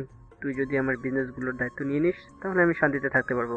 কিন্তু আমার তো আর কোনো কথা না, আমরা কয়েক মাস পরে দুবাই চলে যাব, তাই আমরা এখন কয়েকদিন জমিয়ে বেশ আড্ডা দিব। আমার কথাটা তো শুনবি তোরা। আর কোনো কথা না, যা রুমে গিয়ে রেস্ট নে, রাতে বের হব সবাই মিলে। পুরনো দিনের সেই আড্ডাগুলো আবার জমি তুলতে হবে। এদিকে রাহুল বাসা থেকে চলে আসার পর সবাই মন খারাপ করে বসে আছে। উর্মি একদিক দিয়ে ভালোই লাগছে, আর অন্যদিক দিয়ে জয়ের প্রতি রাগ হচ্ছে। উর্মি যদি জয়কে সামনে পেত তাহলে তাকে খুন করে ফেলত। উর্মি সবার দিকে তাকিয়ে উর্মি তার মাকে উদ্দেশ্য করে বলল, মা, তোমরা সামান্য একটা চাকরের জন্য মন খারাপ করে বসে আছো কেন? উর্মি, তোমাকে আমি কতদিন বলেছি যে রাহুলকে চাকর বলে অনুমোদন করবে না? চাকরকে চাকর বলবো না তো কি বলবো বল? মা, এমন করে কেন বলছিস? ছেলেটা তো আমাদের পরিবারের একজন সদস্য। দেখছিস না ছেলেটা আমাদের বিপদে কিভাবে সবার আগে ঝাঁপিয়ে পড়েছে। নিজের ছেলে মেয়ে থাকলে এমন ভাবে কাজ করতো কিনা সেটা নিয়ে সন্দেহ আছে। আরে চাচ্চু, তুমি দেখছো না চাকরের বাচ্চা আমাদের সবাইকে বিপদে ফেলে কি করে পালিয়ে গেছে? আমরা যে ওকে এত বছর খাইয়ে পরিয়ে মানুষ করলাম, তার কোনো প্রতিদান সে কোথায় দিল? সে সবার আগে নিজের কথা চিন্তা করে আমাদের সবাইকে এখানে রেখে এভাবে পালিয়ে গেছে। উর্মি, সেটা তোর ভুল ধারণা। আমার কোনো ভুল ধারণা না, ভুল ধারণা হচ্ছে তোমাদের। তোমরা এই অনাথের বাচ্চাটাকে আমাদের বাড়িতে এনে এত বছর খাইয়ে এত বড় করলে, ওর 3 মাসের জন্য কি করলো? আপু তুই কি বলছিস? নিজের লিমিটের ভেতরে থেকে কথা বল। রাহুলকে নিয়ে কোনো কথা বলার অধিকার তোমার নেই। তুই একটা চাকরের জন্য আমার সাথে উঁচু গলায় কথা বলছিস? চাকরের জন্য না, তোমার ব্যবহারের জন্য বলছি। ওই চাকরকে নিয়ে কথা বলছি বলে তোর এত গায়ে লাগছে কেন? তুই আবার এই ছোট লোকটাকে ভালোবাসিস না তো আবার? হ্যাঁ ভালোবাসি ওই ছোট লোক, ওই চাকরকে। তোর কোনো সমস্যা? ও সমস্যা হবে না, তুই একটা চাকরকে ভালোবাসিস। আমি একটা চাকরকে ভালোবাসি বলে তোমার এত সমস্যা? তাহলে তুমি যে একটা বাটফারকে ভালোবাসলে, তাহলে মামা আর মামের সমস্যা হয়নি? সুমি, তুই কিন্তু বেশি কথা বলছিস। তুমি কি করবে? সত্যি কথা বললে সবার গায়ে লাগে। সুমি তোকে। উর্মি যখন সুমিকে মারার জন্য হাত ওঠালো, তখন ছোট আম্মু উর্মির হাত ধরে ফেললো। তারপর ছোট আম্মু উর্মির গালে কষে একটা থাপ্পড় মারলো। উর্মি বলল, মা, তুমি আমায় মারলে? হ্যাঁ, আমি তোকে মারলাম। এই থাপ্পড়টা তোকে অনেক আগে মারা উচিত ছিল, তাহলে তুই এমন খারাপ বেয়াদব হতে উঠতি না। আমার তো মনে হয় জয় তোকে যে কথাগুলো বলেছিল সেগুলো সত্যিই বলেছিল। ভাবি, কি বলছো কি তুমি? না ভাই, ও অনেক খারাপ হয়ে গেছে। আমার মেয়ে বলে ওরে পরিচয় দিতেও মনে হয় না। মা। চুপ, একদম চুপ। কার জন্য আজকে তুই দাঁড়িয়ে কথা বলছিস জানিস তুই? না, জানিস না তুই? জানবি কি করে? সারাদিন তো বাবা আর মায়ের টাকা পয়সা নষ্ট করায় ব্যস্ত থাকিস। কি বলছো কি? চুপ করো তুমি। আজকে তুমি আমায় থামিও না। ও যে এতদিন ছেলেটার সাথে বাজে আচরণ করেছে, তারপর ছেলেটা কোনোদিনও কিছু বলেছে ওকে নিয়ে? আজকে আমার চেয়ে ওই চাকর তোমাদের কাছে বড় হয়ে গেল বাবা মা? হ্যাঁ, বড় হয়ে গেল, কারণ ওই ছেলের জন্য তুই এখন আমাদের সামনে দাঁড়িয়ে আছিস। ওই চাকরটা যদি না থাকতো তাহলে তুই 6 বছর আগে পৃথিবীতে বেঁচে থাকতি না। মানে? তুই যেই রাহুলকে চাকর বলে শত অপমান করার পরও রাহুল কেন তোকে কিছু বলে না জানিস? কেন? মনে পড়ে 6 বছর আগের কথা? ছোট আম্মু একটা দীর্ঘশ্বাস ছেড়ে বলা শুরু করলেন 6 বছর আগের কথা। 6 বছর আগে তুই কলেজ থেকে একদিন ফেরার পথে তুই অ্যাক্সিডেন্ট করিস। অ্যাক্সিডেন্টের সময় 2টা কিডনিতে চাপ পড়ে, আর যার জন্য তোর কিডনিটা ড্যামেজ হয়ে যায়। তোর গ্রুপের কিডনি কোথাও খুঁজে পাওয়া যাচ্ছিল না। তখন আমরা তোর আশা ছেড়ে দিয়ে বসেছিলাম। আমাদের কান্নাকাটি দেখে রাহুল একা একা ডাক্তারের সাথে গিয়ে কথা বলে।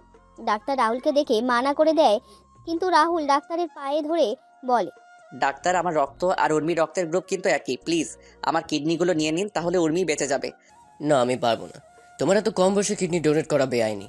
তাহলে আপনি একটা মায়ের কোল থেকে তার মেয়েকে এভাবে হারিয়ে যেতে দিবেন? আর তোমার মা বাবা?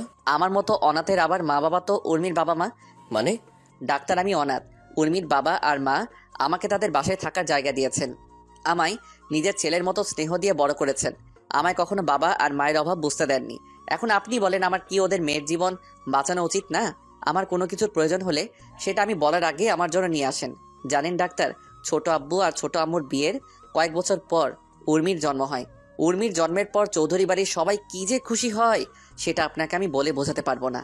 আমার যখন তাদের বাসায় আসার 2 বছর হয়, তখন আমি জানতে পারি উর্মির মা আর কোনো সন্তান নেননি। সন্তান নিলে হয়তো আমার জন্য তাদের স্নেহ ভালোবাসা কমে যাবে। চৌধুরী বাড়ির সবাইও ছিল একমত, কারণ উর্মি আর আমি ছিলাম চৌধুরী বাড়ির প্রাণ। এখন আপনি বলেন, উর্মির কিছু হলে ওই বাড়ির কেউ সেটা মেনে নিতে পারবে না। আমি মারা গেলে হয়তো কয়েকদিন সবাই কান্না করবে, কিন্তু উর্মির কিছু হয়ে গেলে ওই বাড়ির সবাই চিরদিন কান্না করবে। ওই বাড়ির কেউই অল্প বয়সে তাদের বাড়ির মেয়ে হারানোর যন্ত্রণা সহ্য করতে পারবে না। জানেন ডাক্তার, আমি ছোটবেলায় আমি মায়ের বাবার আদর পাইনি কখনো, এখন পেয়েছি। আমি সেই বাবা আর মাকে কিভাবে নিজের সামনে কষ্ট পেতে দেখতে পারি আপনি বলুন? আপনি যদি আপনার কিডনি না নেন, তাহলে আমি এখন আপনার চেম্বার থেকে বের হয়ে আত্মহত্যা করা ছাড়া আমার কোনো উপায় থাকবে না। আমি ওই বাড়ির সবাইকে এভাবে কষ্ট পেতে দেখতে পারবো না। আমার আত্মহত্যার একমাত্র কারণ হবেন আপনি। কিন্তু দেখো বাবা, তুমি আমার কথা বুঝতে পারছো না। এটা কখনো সম্ভব না বাবা। আপনি আমার কথা বুঝতে পারছেন না কেন?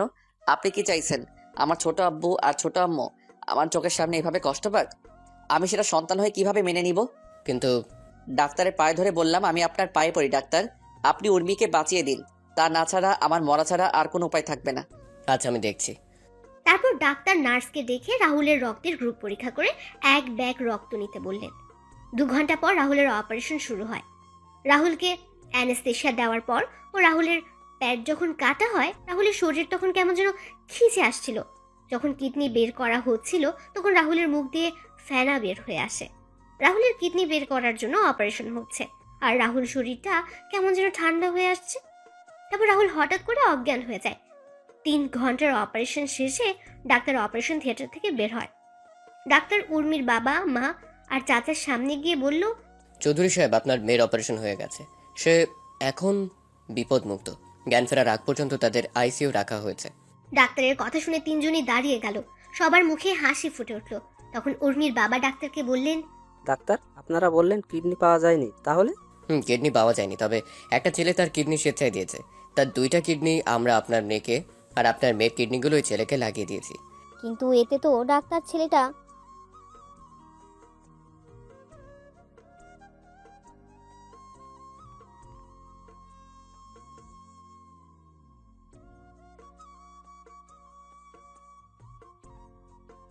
মারা যাবে, তবে ছেলেটা যদি মেডিসিন নিয়মিত খায় তাহলে হয়তো কয়েকটা বছর বেশি বাঁচতে পারবে। আর ভাগ্য ভালো হলে 10-15 বছর। আপনার মেয়ের 2টা কিডনির মাঝে ডান পাশের কিডনি 40% ভালো ছিল। ডাক্তার, সেই ছেলেটা কোথায়? আমরা ছেলেটার সাথে দেখা করতে চাই, যেই ছেলেটা তার জীবন বাজি রেখে আমাদের মেয়েকে এভাবে বাঁচিয়ে দিল। আসুন আমার সাথে। তারপর ডাক্তার 3 জনকে নিয়ে আইসিইউতে গেলেন। রুমের ভেতরে ঢুকে ব্যাডের দিকে তাকিয়ে 3 জনই শকড হয়ে গেল রাহুলকে দেখে আর উর্মিকে পাশাপাশি বেডে শুয়ে থাকতে দেখে। তখন চাচা ডাক্তারকে বলল, ডাক্তার, রাহুলের কি হয়েছে? এভাবে শুয়ে আছে যে? এই ছেলেই তো আপনার মেয়েকে কিডনি ডোনেট করেছে। ডাক্তার, রাহুলের কথা শুনে আপনি ওর থেকে কিডনি নিলেন? আমি অনেক মানা করে কিন্তু ছেলেটা কথা শোনে না। আমি বাধ্য হয়ে নিতে হয়েছে। তাই বলে ডাক্তার? চৌধুরী সাহেব, ওই ছেলের কথাগুলো শুনে কিছু বলার ভাষা পাইনি। ছেলেটা আপনাদের সুখের জন্য নিজের জীবনটা হাসি মুখে বিলিয়ে দিয়েছে। জানেন ছেলেটা আপনাদের নিয়ে কি কি বলেছে? কি কি বলেছে? রাহুলের বলা কথাগুলো বললাম সবাইকে। ডাক্তার কথা বলছেন, তার চোখেও পানি স্পষ্ট। সব শুনে ছোট আব্বু, ছোট আম্মু আর চাচার চোখে জল চলে আসলো। ছোট আম্মু সব শুনে সেখানে বসে পড়লেন আর তার মাথায় হাত দিয়ে নীরবে চোখের জল ফেলতে লাগলেন। ছোট আব্বু আর চাচু স্ট্যাচু হয়ে দাঁড়িয়ে আছেন। রাহুল যে তাদের খুশির জন্য এভাবে নিজের জীবনটা বিলিয়ে দেবে সেটা তারা কখনো হয়তো ভাবতেও পারেননি। 3 ঘন্টা পর রাহুলের জ্ঞান ফিরল। ডাক্তার রাহুলকে পরীক্ষা করে ক্যাবিনে শিফট করলেন। রাহুলকে ক্যাবিনে নিয়ে যাওয়া হলো। রাহুল তার ছোট আম্মুকে বলল, ছোট আম্মু, তুমি কান্না করছো কেন? তুমি চিন্তা করো না, উর্মি ঠিক হয়ে যাবে। আমি ডাক্তারের সাথে কথা বলেছি তো। কিন্তু কেন এটা করলি রাহুল? আমি কি করলাম আবার? তুই তোর কিডনিগুলো দিতে কে বলেছে? তখন রুমে প্রবেশ করে ছোট আব্বু আর চাচা। রাহুল ছোট আব্বু আর চাচাকে দেখে বলল, ছোট আব্বু, চাচা, তোমরা ছোট আম্মুকে বোঝাও তো কিভাবে কান্না করছে দেখো। তুই এই কাজ করতে গেলি কেন রাহুল? কি করব চাচা, নিজের বাবা আর মাকে তো কখনো দেখিনি, কিন্তু এই বাবা আর মা আমায় এত স্নেহ ভালোবাসা দিয়েছে যে আমি কখনো ভুলতে পারবো না কখনো। এখন তুমি বলো, এই বাবা আর মাকে নিজের চোখের সামনে কষ্ট পেতে দেখতে পারি কি করে বলো? আমি না হলাম তাদের ছেলে, কিন্তু তাদের মা আর বাবা বলে ডেকেছি তো। ছেলে হয়ে আমি তাদের কখনো কষ্ট পেতে দিব না কখনো। ছোট আব্বু রাহুলের কথা শুনে রাহুলকে জড়িয়ে ধরে চিৎকার দিয়ে কান্না করছে। রাহুল তার ছোট আম্মুকে শান্ত করার চেষ্টা করছে। এদিকে ছোট আব্বু আর চাচা চোখের জল মোছায় ব্যস্ত। কিছুক্ষণ পর উর্মির জ্ঞান ফেরার খবর নার্স এসে দিয়ে যায়। তখন রাহুল সবাইকে উর্মির কাছে যাওয়ার জন্য বলল। তখন সবাই উর্মির কাছে গেল। উর্মির জ্ঞান ফেরার পর সবার সাথে কথা হলো। উর্মি আর রাহুল 10 দিন হাসপাতালে ছিল। 10 দিন পরে সকালে রাহুলকে নিয়ে বাসায় যাওয়া হলো, আর বিকেলে উর্মিকে বাসায় নিয়ে যাওয়া হলো। উর্মি রাহুলকে হাসপাতালে দেখে কিছুটা অবাক হলো আর মাকে জিজ্ঞেস করলো। তখন তার মা বললেন রাহুল অ্যাক্সিডেন্ট করেছিল। উর্মি তার মায়ের কথাটা শুনে কেন যেন মনে হলো তার মা মিথ্যে কথা বলছে। তারপরও উর্মি আর কোনো কথা বলেনি। এভাবে কেটে গেল 2 মাস। রাহুল আর উর্মি এখন পুরোপুরি সুস্থ। রাহুলের কিডনি ডোনেট করার কথা দাদিমার ফুফা শুনে ছোট আম্মু আর ছোট আব্বুর থেকে। একদিন রাহুল উর্মি আর তার চাচিকে ছাড়া সবাইকে ডেকে বলল, সবার উদ্দেশ্যে আমার একটা কথা বলার আছে। কি কথা? আমি যে উর্মিকে আমার কিডনি ডোনেট করেছি সেটা যেন উর্মি কখনো জানতে না পারে। এত বড় একটা কথা ওনার উর্মি থেকে কেন লুকাবো? আমি বলছি তাই ছোট আম্মু। দাদা ভাই কি বলছিস তুই? তুই উর্মির এত বড় একটা উপকার করলি, সেটা উর্মি জানবে না? দাদিমা, উর্মির না জানাই ভালো নয় কি? কিছু কথা না হয় অজানা থাকুক না। আর তারপর যদি তোমরা চাও উর্মিকে বলতে, তাহলে আমি সেদিনই এই বাড়ি ছেড়ে চিরদিনের মতো চলে যাব। দাদু ভাই। হ্যাঁ দাদিমা, আমি তোমাদের কাছে হাত জোর করে বলছি, প্লিজ। আচ্ছা, এই কথা কেউ জানবে না, তবুও তুই এই বাড়ি ছেড়ে যাস না। রাহুলকে প্রতিদিন নিয়ম করে মেডিসিন খেতে হতো। রাহুল একদিন মিস করলে সেদিন দাদিমা আর ছোট আম্মু রাহুলকে অনেক বকাঝকা করতো, আর রাহুল কানে হাত দিয়ে বসে থাকতো। এভাবে কেটে গেল 6 বছর। বর্তমানে সেদিন শপিং মলে রাহুল তোকে বাঁচানোর জন্য ওই বখাটে ছেলেদের সাথে মারামারি করে। মারামারির এক পর্যায়ে ছেলেগুলো রাহুলের পেটের ডান পাশে ছুরি দিয়ে আঘাত করে। ছুরির সামান্য অংশ রাহুলের কিডনিতে গিয়ে সোজা আঘাত করে। রাহুল প্রথমে ব্যথা অনুভব না করলেও পরে ব্যথা অনুভব করে, যার জন্য সেদিন অজ্ঞান হয়ে যায়। রাহুলকে নিয়ে হাসপাতালে যাওয়া হলে ডাক্তার অপারেশন করার পর আমাদের সেদিন কি বলেছিল তুই জানিস? ছোট আম্মুর মুখে এমন কথা শুনে উপস্থিত সবার চোখে জল। উর্মির চোখ দিয়ে জল পড়ছে অনবরত। উর্মি চোখের জল মুছে তার মাকে কান্না মিশ্রিত কণ্ঠে বলল, মা, সেদিন তো তোমরা কিছু বললে না, কিন্তু আজকে বলো, ডাক্তার সেদিন কি বলেছিল? সেদিন ডাক্তার বলেছিল, দেখুন, ছুরির আঘাতটা বেশ গভীর। আমি আপনাদের আগেই বলেছিলাম রাহুলের যদি কোনো আঘাত লাগে পেটের ডান পাশে, তাহলে কিন্তু সেটা রাহুলের জীবন ঝুঁকিতে চলে যাবে। মেডিসিনের কারণে কিডনির অবস্থা আগের মতোই ছিল, কিন্তু ছুরির আঘাতে রাহুলের কিডনি 40% থেকে 20% কমে আসছে। এখন যে কোনো সময় রাহুলের কোনো কিছু হয়ে যেতে পারে। হয়তো রাহুল। ডাক্তার ছেলেটাকে আমার কাছে ফিরিয়ে দিন, যত টাকা লাগবে আমি আপনাকে দিব, তবুও আমার ছেলেটাকে আপনার কাছে সুস্থ করে দিন। দেখুন, এখানে টাকার কথা উঠছে না। রাহুলের গ্রুপের কিডনি এতদিনেও পাওয়া যায়নি ডাক্তার? দেখুন চৌধুরী সাহেব, রাহুলের কিডনি গ্রুপটা যদি রেয়ার একটা গ্রুপ, আমরা চেষ্টা করে যাচ্ছি, যেটা পাচ্ছি সেটা রাহুলের কিডনি থেকে সেই কিডনির অবস্থা অনেক খারাপ। এখন রাহুলকে আপনাদের নজরে রাখা উচিত। যত সম্ভব রাহুলকে সব ধরনের সমস্যা থেকে রাহুলকে দূরে রাখতে হবে, তা না হলে রাহুলকে হয়তো আমরা চিরকালের মতো হারিয়ে ফেলবো। আমরা সেদিন নিরুপায় হয়ে ডাক্তারের চেম্বার থেকে বের হয়ে আসি। কয়েকদিন পরে রাহুল জানতে পারে তোর জীবনের ঝুঁকি আছে, তখন সেটা তোর বাবাকে জানায়। তো তোর বাবা তোর কথা আর রাহুলের কথা চিন্তা করে তোদের ফুপুর বাসায় পাঠিয়ে দেয়। তুই একটু আগে বললি না রাহুল আমাদের জন্য কি করেছে? রাহুল আমাদের জন্য, তোর জন্য নিজের জীবনটা বিলিয়ে দিয়েছে। রাহুল জানতো সে আর এই পৃথিবীতে বেঁচে নেই। সেটা জানার পরও নিজের অসুস্থ শরীর নিয়ে বেরিয়ে পড়েছে আমাদের জন্য কিছু করার জন্য। রাহুল এই বয়সে আমাদের জন্য অনেক কিছু করেছে, যা নিজের সন্তান কখনো করবে না। জানিস, তোর এত অপমান আঘাত সহ্য করেও রাহুল কেন কিছু বলতো না? কেন কিছু বলতো না? কারণ রাহুল ছোট থেকেই তোকে পছন্দ করত, সেটা আমরা সবাই জানতাম। রাহুল সেটা আমাদের তোকে বলতে নিষেধ করে। আমরা রাহুলের কথা শুনে অনেক খুশি ছিলাম। আমরা যখন জানতে পারি তখন তুই বিদেশে চলে গেলি, আর তুই যখন দেশে ফিরে এসে বললি তুই জয়কে ভালোবাসিস, সেদিন রাহুলের চোখে জল দেখেছিলাম। আমি তখন রাহুলকে বললাম তার মনের কথা তোকে বলার জন্য। তখন রাহুল বলে, না ছোট আম্মু, উর্মি যখন অন্য কাউকে ভালোবাসে তাকে নিয়ে এসে সুখী থাকুক, আমি না হয় তাকে দূর থেকে ভালোবেসে যাব। সব ভালোবাসা পূর্ণতা পায় না ছোট আম্মু। কথাগুলো বলে ছোট আম্মু দীর্ঘ একটা নিঃশ্বাস নিলেন। সবার চোখে জল স্পষ্ট। উর্মি চিৎকার করে কান্না করছে আর ওর মাকে বলছে, মা, এতদিন কেন বললে না তুমি? রাহুল আমার সামনে যখন ছিল তখন কেন বললেন না? আমি রাহুলের সাথে এমন কোনো আচরণ কখনো করতাম না। রাহুল বাড়ি ছেড়ে চলে যাবে আমাদের ভয় দেখিয়েছিল। এরকম পরিস্থিতি তৈরি হবে তখন কি জানতো আমরা? তোকে কিছু বলতাম না, কিন্তু তোর আজকে ব্যবহারের জন্য বলতে বাধ্য হলাম। আমি জানি না ছেলেটা কোথায় আছে, কি করছে। না, আমি আমার স্বামীর কিচ্ছু হতে দিব না। আমি বেঁচে থাকতে আমি আমার স্বামীকে এইভাবে হারিয়ে যেতে দিব না। আমি রাহুলকে আবার খুঁজে আমার কাছে নিয়ে আসব। আমার করা সব কাজের জন্য ক্ষমা চাইবো। ও যদি ক্ষমা না করে তারপরেও আমি ওর পায়ের কাছে পড়ে থাকবো। উর্মির কথা শুনে সবাই চোখ বড় করে উর্মির দিকে তাকালো। তখন দাদিমা উর্মিকে বললেন, দিদিভাই, তোর স্বামী মানে? দাদিমা, রাহুল আমার স্বামী। রাহুল তোর স্বামী হলো কিভাবে? আপু কি বলছিস তুই? তুই তো রাহুলকে সহ্য করতে পারিস না, তাহলে রাহুল তোর স্বামী হলো কি করে? এখন সবসময় মিথ্যা বলা শুরু করে দিয়েছিস। কয়েকদিন আগে আমার আর রাহুলের বিয়ে হয়েছে পাশের এলাকার একটা মসজিদে। কি কি বলছিস একটু ক্লিয়ার করে বলতো উর্মি। বাবা, কয়েকদিন আগে আমরা একটা কাজে যাই, সেখান থেকে আসতে রাত হয়ে যায়। রাস্তার কয়েকটা বখাটে আমাদের রাস্তা আটকে দাঁড়ায়। রাহুল তখন ছেলেগুলোকে মারতে থাকে। মারামারির এক পর্যায়ে বখাটেদের সাথে তার বন্ধুরা এসে যোগ দেয়। আমরা তখন ভয়ে দৌড়াতে থাকি। আপনারা তো সব জানেন। উর্মি কথাগুলো বলে আবার কান্না শুরু করে দিল। সবাই তো উর্মির কথাগুলো শুনে খুশি হয়ে গেল। তখন সুমি বলল, না, এটা হতে পারে না। আমি রাহুলকে ভালোবাসি, রাহুল শুধু আমার। রাহুল আমার বিয়ে করা স্বামী। আমি রাহুলকে কোরআনকে সাক্ষী রেখে কবুল বলেছি। রাহুল শুধু আমার। সুমি, কি হচ্ছে কি? মা, আমি রাহুলকে। উর্মি সেখান থেকে গিয়ে রাহুলের নাম্বারে কল দিল, কিন্তু রাহুলের ফোন বন্ধ। উর্মি বারবার ফোন দিচ্ছে, কিন্তু রাহুলের ফোন বারবার বন্ধ বলছে। উর্মির এবার ভয় হতে লাগলো। ভয় যেন উর্মিকে গ্রাস করে নিচ্ছে। উর্মি একটু আশা নিয়ে আবার কল দিল, কিন্তু এবারও ফোন বন্ধ। উর্মি ফোনটা হাত থেকে ছুঁড়ে মারলো মেঝেতে।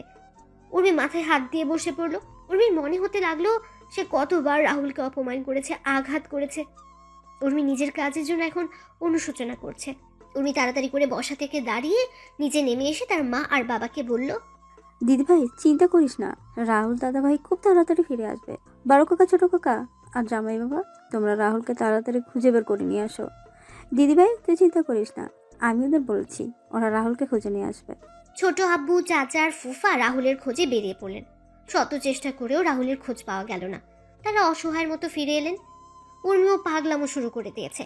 এদিকে রাহুল, সুফিয়ান, মিতু আর নমির সাথে বেশ আনন্দে দিন কাটাচ্ছে।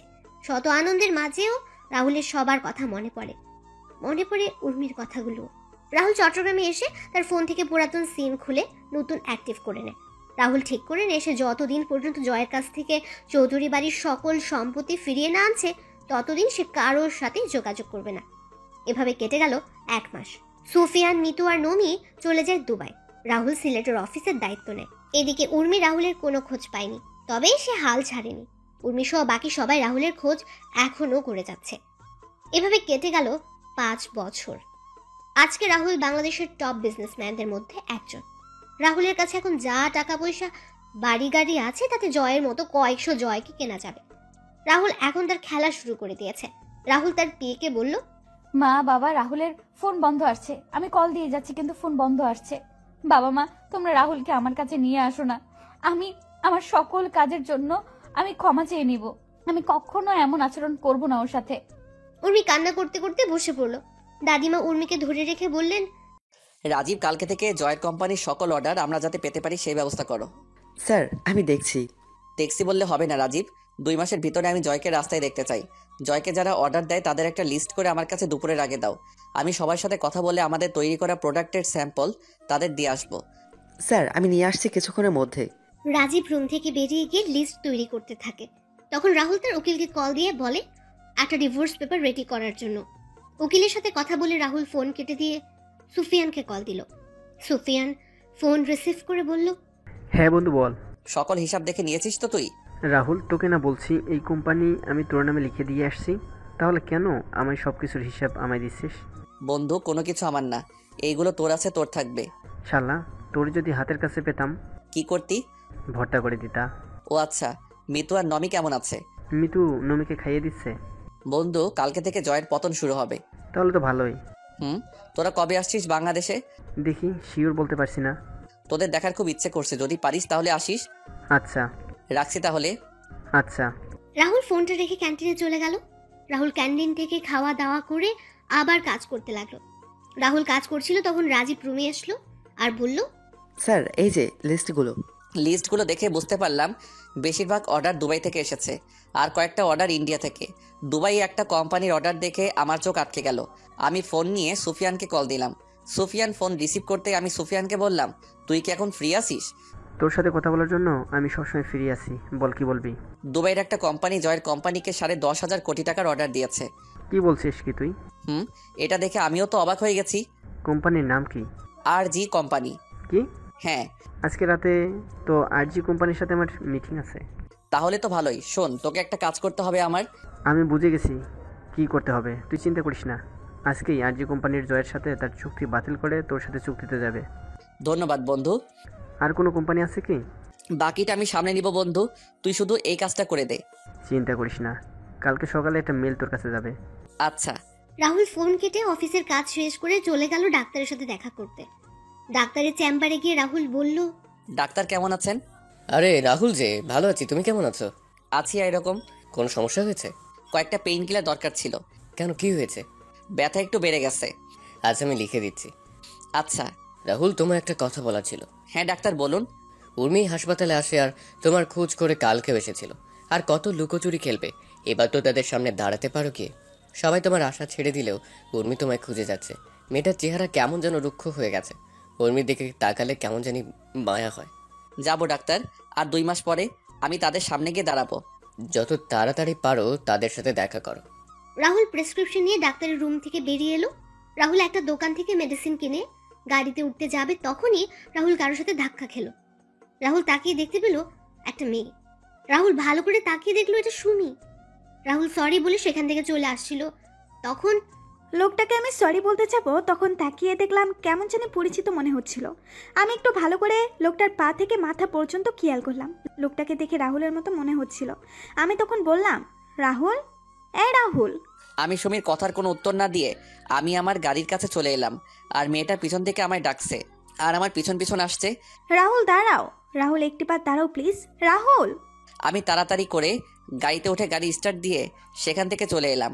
আমি আমার মনের সুখে গাড়ি চালাচ্ছিলাম, তখন খেয়াল করলাম একটা গাড়ি আমায় ফলো করছে। আমি গাড়িটার দিকে একটু ভালো করে তাকিয়ে দেখলাম গাড়িটা সুমির গাড়ি। আমি তাড়াতাড়ি করে গাড়ির স্পিড বাড়িয়ে দিলাম। কিছুক্ষণ পর আমি বাসায় এসে নিজের রুমে চলে গেলাম। এদিকে সুমি কিছু দূর রাহুলের গাড়িকে ফলো করলেও কিছু সময় পর রাহুলের গাড়ি আর খুঁজে পায়নি। সুমি বাসায় ফিরে উর্মিকে ডাকতে শুরু করলো। উর্মি আপু, উর্মি আপু, আপু কোথায় তুই? সুমির চিৎকার শুনে সবাই ড্রয়িং রুমে চলে আসলো। উর্মি নিচে এসে সুমিকে বলল, কি রে, তুই এত চিৎকার করছিস কেন? আপু আজকে আমার নাচতে ইচ্ছে করেছে। তুই এই কথা বলার জন্য চিৎকার দিয়ে বাড়ি মাথায় তুলে নিয়েছিস? আরে আপু, আমি আজকে তোকে যা বলবো সেটা শুনে তুইও নাচতে শুরু করবি আর বাড়ি মাথায় তুলে নিবি। সুমি, কি বলবি সেটা বল, এত হেয়ালি করছিস কেন? আমি আজকে হাসপাতাল থেকে ফেরার পথে একজনের সাথে আমার দেখা হয়েছে। তার নাম শুনলে তোমরাও চমকে যাবে। আরে বলবি তো কার সাথে দেখা হয়েছে? সুমি, কাকে দেখে এসে এত লাপাচ্ছিস? তোমার ছেলেকে দেখে বড় মামি। আমার ছেলে মানে?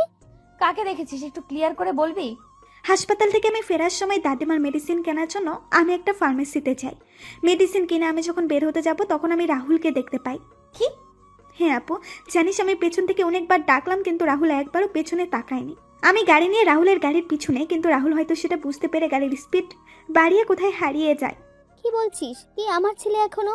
সুমি, তুই সত্যি বলছিস না মজা করছিস? আপু এই দেখ, আমি ফার্মেসি থেকে রাহুলের গাড়ি ওঠার ভিডিও করেছি। সবাই ভিডিওতে স্পষ্ট দেখতে পেল রাহুলকে।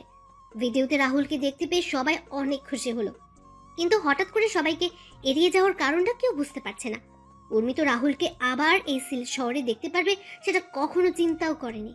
এদিকে রাহুল ফ্রেশ হয়ে এসে বুয়ার রান্না করা রেখে যাওয়া খাবার খেয়ে গাড়ি নিয়ে বেরিয়ে পড়লো জয়কে অর্ডার দেওয়া কোম্পানিগুলোর মালিকের সাথে এক এক করে দেখা করতে। অনেকে রাহুলের তৈরি করা স্যাম্পল দেখে রাজি হয়ে যায়, আর অনেক প্রথমে রাজি না হলেও রাহুল অনেক কষ্ট করে রাজি করিয়েছে। রাহুল রাতে ক্লান্ত হয়ে বাসায় ফিরল। ফ্রেশ হয়ে বিছানায় শোয়া মাত্রই রাহুলের ফোন বেজে উঠল। রাহুল ফোন হাতে নিয়ে দেখতে পেল সুফিয়ান কল করেছে। রাহুল রিসিভ করতেই সুফিয়ান বলল, কি রে, ঘুমিয়ে পড়েছিস? না, সবার সাথে কথা বলে রাজি করিয়ে একটু আগে বাসায় আসলাম। তোর ওই দিকের খবর কি?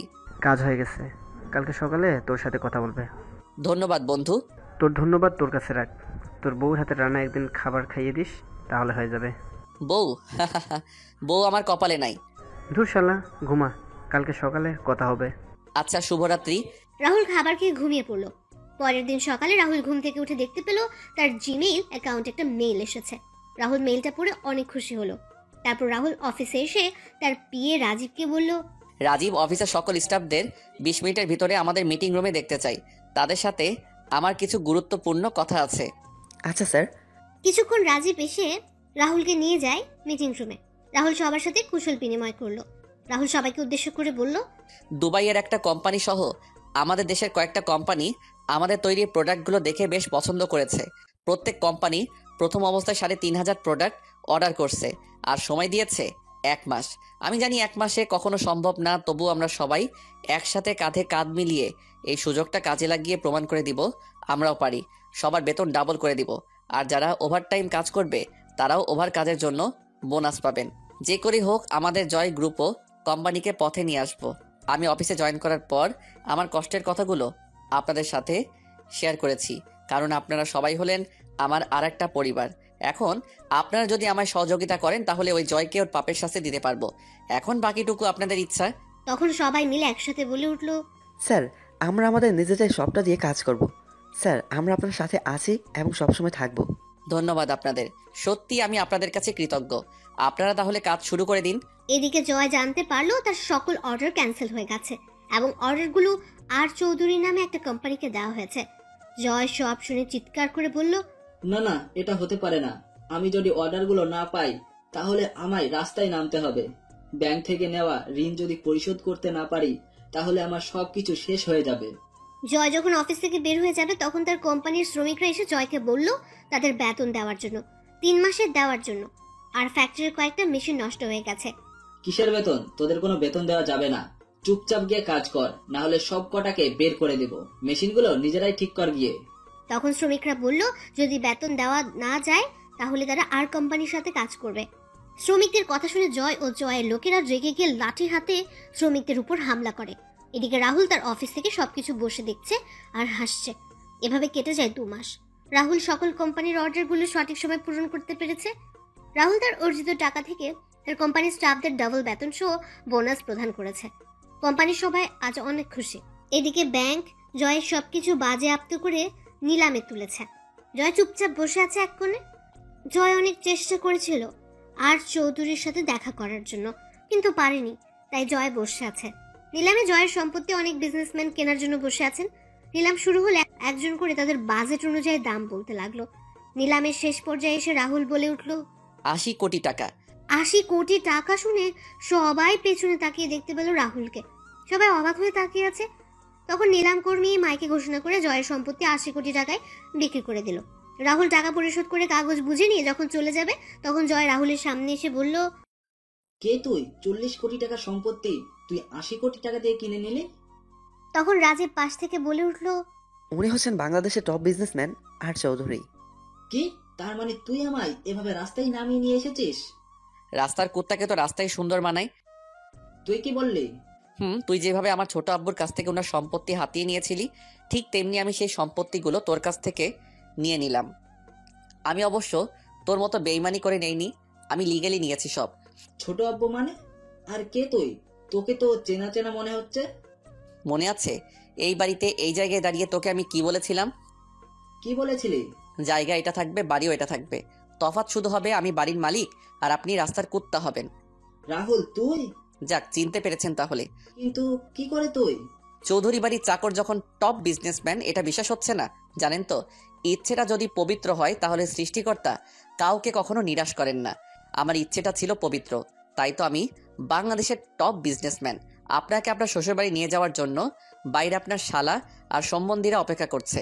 আজকে আসি তাহলে। এদিকে সবাই নিউজে দেখছে কোনো এক আর চৌধুরী 80 কোটি টাকা দিয়ে দেউলিয়া জয়ের সমস্ত সম্পত্তি কিনে নিয়েছে। এই নিউজ দেখে সবার মনে হাসি ফুটে উঠল। তখন দাদিমা বললেন, দেখছো তোমরা সৃষ্টিকর্তা কিভাবে শয়তানকে শাস্তি দিয়েছেন? আমি বলেছিলাম না, জয় তার পাপের শাস্তি একদিন ঠিকই পাবে। হ্যাঁ মা, সৃষ্টিকর্তা আপনার কথা শুনেছে। এখন শুধু আমার ছেলেটাকে আমার কাছে যেন ফিরিয়ে দেন, সেটা সৃষ্টিকর্তার কাছেই চাই। এদিকে রাহুল গাড়িতে এসে রাজীব আর ড্রাইভারকে বিদায় দিয়ে রাহুল নিজে গাড়ি ড্রাইভ করতে শুরু করলো। রাহুল চিন্তা করছে ওই বাড়ির সবাই যখন জানতে পারবে তারা তাদের হারানো সবকিছু ফিরে পেয়েছে তখন তারা কতটাই না খুশি হবে। রাহুল কোর্টে এসে ডিভোর্স কাগজটা নিয়ে ফুফুদের বাসার উদ্দেশ্যে রওনা দিল। হঠাৎ করে রাহুলের পেটের ডান পাশে ব্যথা শুরু হয়ে গেল, সাথে রাহুলের মুখ থেকে রক্ত পড়া শুরু হলো। রাহুল গাড়ি থামিয়ে গাড়ি থেকে নেমে জল দিয়ে মুখ ধুয়ে একটা পেন কিলার খেয়ে নিল। রাহুল গাড়িতে এসে আবার গাড়ি চালানো শুরু করলো, কিন্তু ব্যথাটা যেন কমছেই না। রাহুল ফুফাদের বাসায় এসে পৌঁছাতে পৌঁছাতে সন্ধ্যা হয়ে গেল। রাহুল বাসায় এসে বেল বাজালো। কিছুক্ষণ পর রাহুলের ফুফু এসে দরজা খুলে দিলেন। রাহুলকে দেখে তো ফুফু অবাক হয়ে গেলেন। ফুফু রাহুলকে জড়িয়ে ধরে কান্না করে দিলেন। রাহুল ফুফুকে শান্ত করলো। তখন ফুফু রাহুলকে বলল, রাহুল কেমন আছিস তুই? না, এতদিন পরে আমাদের কথা মনে পড়লো তোর? মনে পড়তো, কিন্তু কাজের জন্য আসতে পারিনি। তুমি কেমন আছো ফুপু? মানে? বাকি সবাই কোথায় ফুপু? সবাই বাসায় আছে, তুই দাঁড়া, আমি সবাইকে ডাকছি। ভাইয়া, ভাবি, মা, উর্মি, সুমি, কোথায় তোমরা? তাড়াতাড়ি নিচে আসো, দেখে যাও কে এসেছে। ফুফুর আওয়াজ শুনে সবাই নিচে আসলো। নিচে এসে সবাই রাহুলকে দেখে তো অবাক। ছোট আম্মু রাহুলকে জড়িয়ে ধরে কান্না শুরু করে দিলেন। রাহুল ছোট আম্মুকে জড়িয়ে ধরে আছে। উর্মি রাহুলকে দেখে উর্মির মুখে হাসি ফুটে উঠল, এ এক তৃপ্তির হাসি। তখন দাদিমা রাহুলকে ধরে কান্না করে বললেন, দাদু ভাই, এতদিন পর আমাদের কথা মনে পড়লো তোর। এইবার হয়তো মরতে পারবো শান্তিতে। সৃষ্টিকর্তা হয়তো তোর দেখা পাওয়ার জন্যই আমরা এতদিন বাঁচিয়ে রেখেছিলেন। কি করব, তোমাদের সাথে জয় যা করেছে সেটার প্রতিশোধ নিতে হবে না? জয়ের থেকে সবকিছু ফিরিয়ে আনার জন্যই তো এতদিন ধরে আমি আসতে পারিনি। তবে আজকে জয়ের থেকে সবকিছু ফিরিয়ে নিয়ে আসছি। আর রইল তোমার মরার কথা। তোমার এই নাতি থাকতে কার এত সাহস আছে যে তোমায় নিয়ে যাবে? ফিরিয়ে আনার জন্য মানে? আজকে আর চৌধুরী নামে একজন জয়ের সকল সম্পত্তি কিনে নিয়েছে। ছোট আব্বু, আমি জয়ের থেকে সবকিছু কেড়ে নেওয়া সেই আর চৌধুরী। কথাটা বলে রাহুল একবার সবার দিকে তাকিয়ে নিল। এক নজরে রাহুল দেখলো সবাই তার দিকে এক দৃষ্টিতে তাকিয়ে আছে। তখন রাহুল তার সাথে আনা সুটকেস থেকে একটা ফাইল বের করে তার ছোট আব্বুকে বলল, ছোট আব্বু, এই ফাইলটা নাও। এটা কিসের ফাইল? জয় যা তোমার কাছ থেকে বেইমানি করে নিয়েছিল, আমি সেইগুলো আবার তোমার কাছে ফিরিয়ে দিলাম।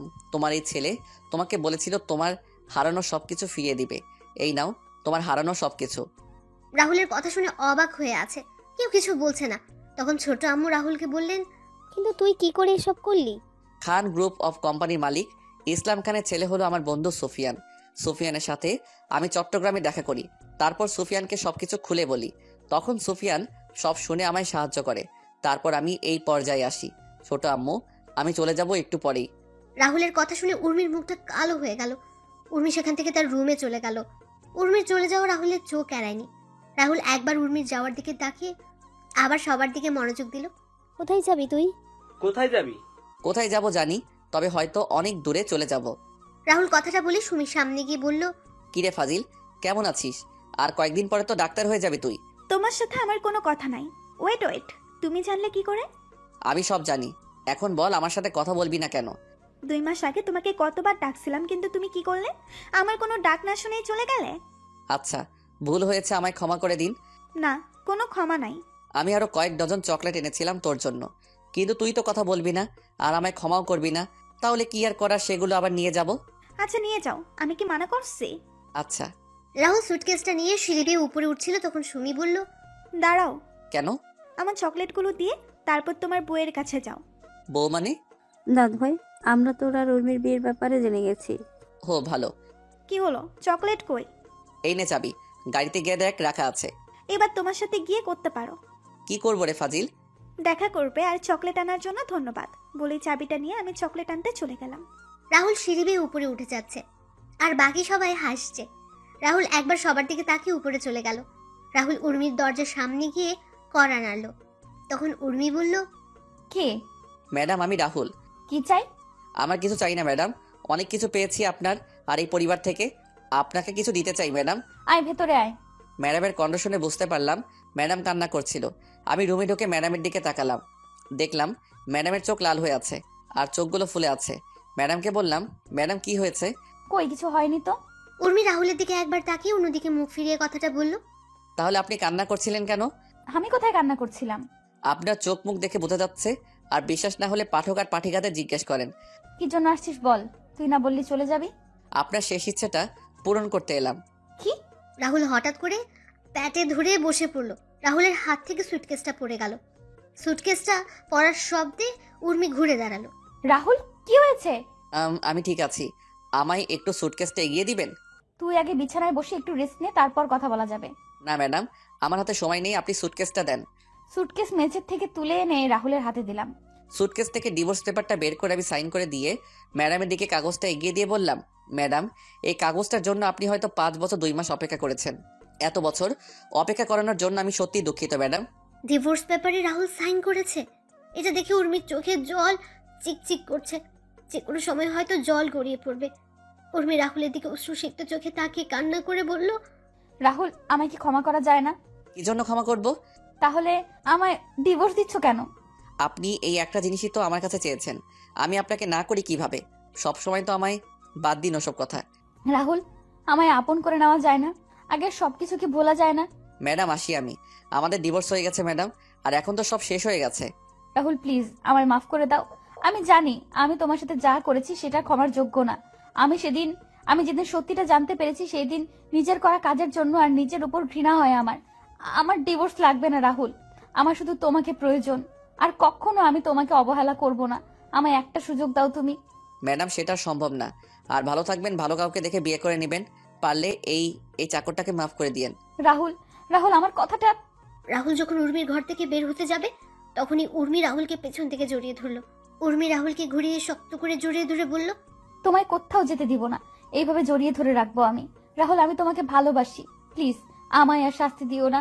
এই কয়েক বছর আমি নিজের কাজের জন্য নিজেই অনুশোচনায় ভুগছি। শেষবারের মতন আমায় একটি বার আপন করে নাও, আমি আর কখনো তোমায় কষ্ট দিব না। কি হলো, কথা বলছো না কেন রাহুল? আমি জানি আমি অনেক খারাপ কাজ করেছি ছোটবেলা থেকে, কিন্তু সবকিছুর জন্য আমি ক্ষমা চাইছি রাহুল। রাহুল আমি আমার ভালোবাসা দিয়ে আগের সব স্মৃতিগুলো মুছে দিব। তুমি যেমনটা চাইবে আমি তেমন করেই চলবো, তবুও তুমি আমায় ছেড়ে যেও না। তুমি যদি এবার আমায় ছেড়ে যাও তাহলে আমি সত্যি সত্যি মারা যাব।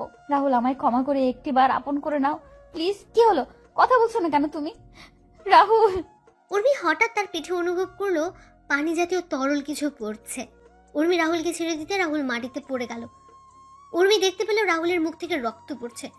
উর্মি চিৎকার করে রাহুল বলে রাহুলকে জড়িয়ে ধরলো। উর্মি তাড়াতাড়ি করে জল নিয়ে এসে রাহুলের চোখে মুখে দিতে লাগলো। উর্মি কান্না করছে আর বলছে, এই রাহুল একটিবার চোখ খুলো না, তোমার কিচ্ছু হতে পারে না। এই রাহুল একটিবার চোখ খুলো না, প্লিজ চোখটা খুলো রাহুল। তুমি আমার সাথে এমনটা করতে পারো না রাহুল। এই রাহুল। উর্মি রাহুলের চোখে মুখে জল ছিটিয়ে দিচ্ছে আর রাহুলকে ডাকছে। হঠাৎ করে রাহুল চোখ খুলে তাকালো। রাহুলকে চোখ খুলে তাকাতে দেখে জড়িয়ে ধরল উর্মি।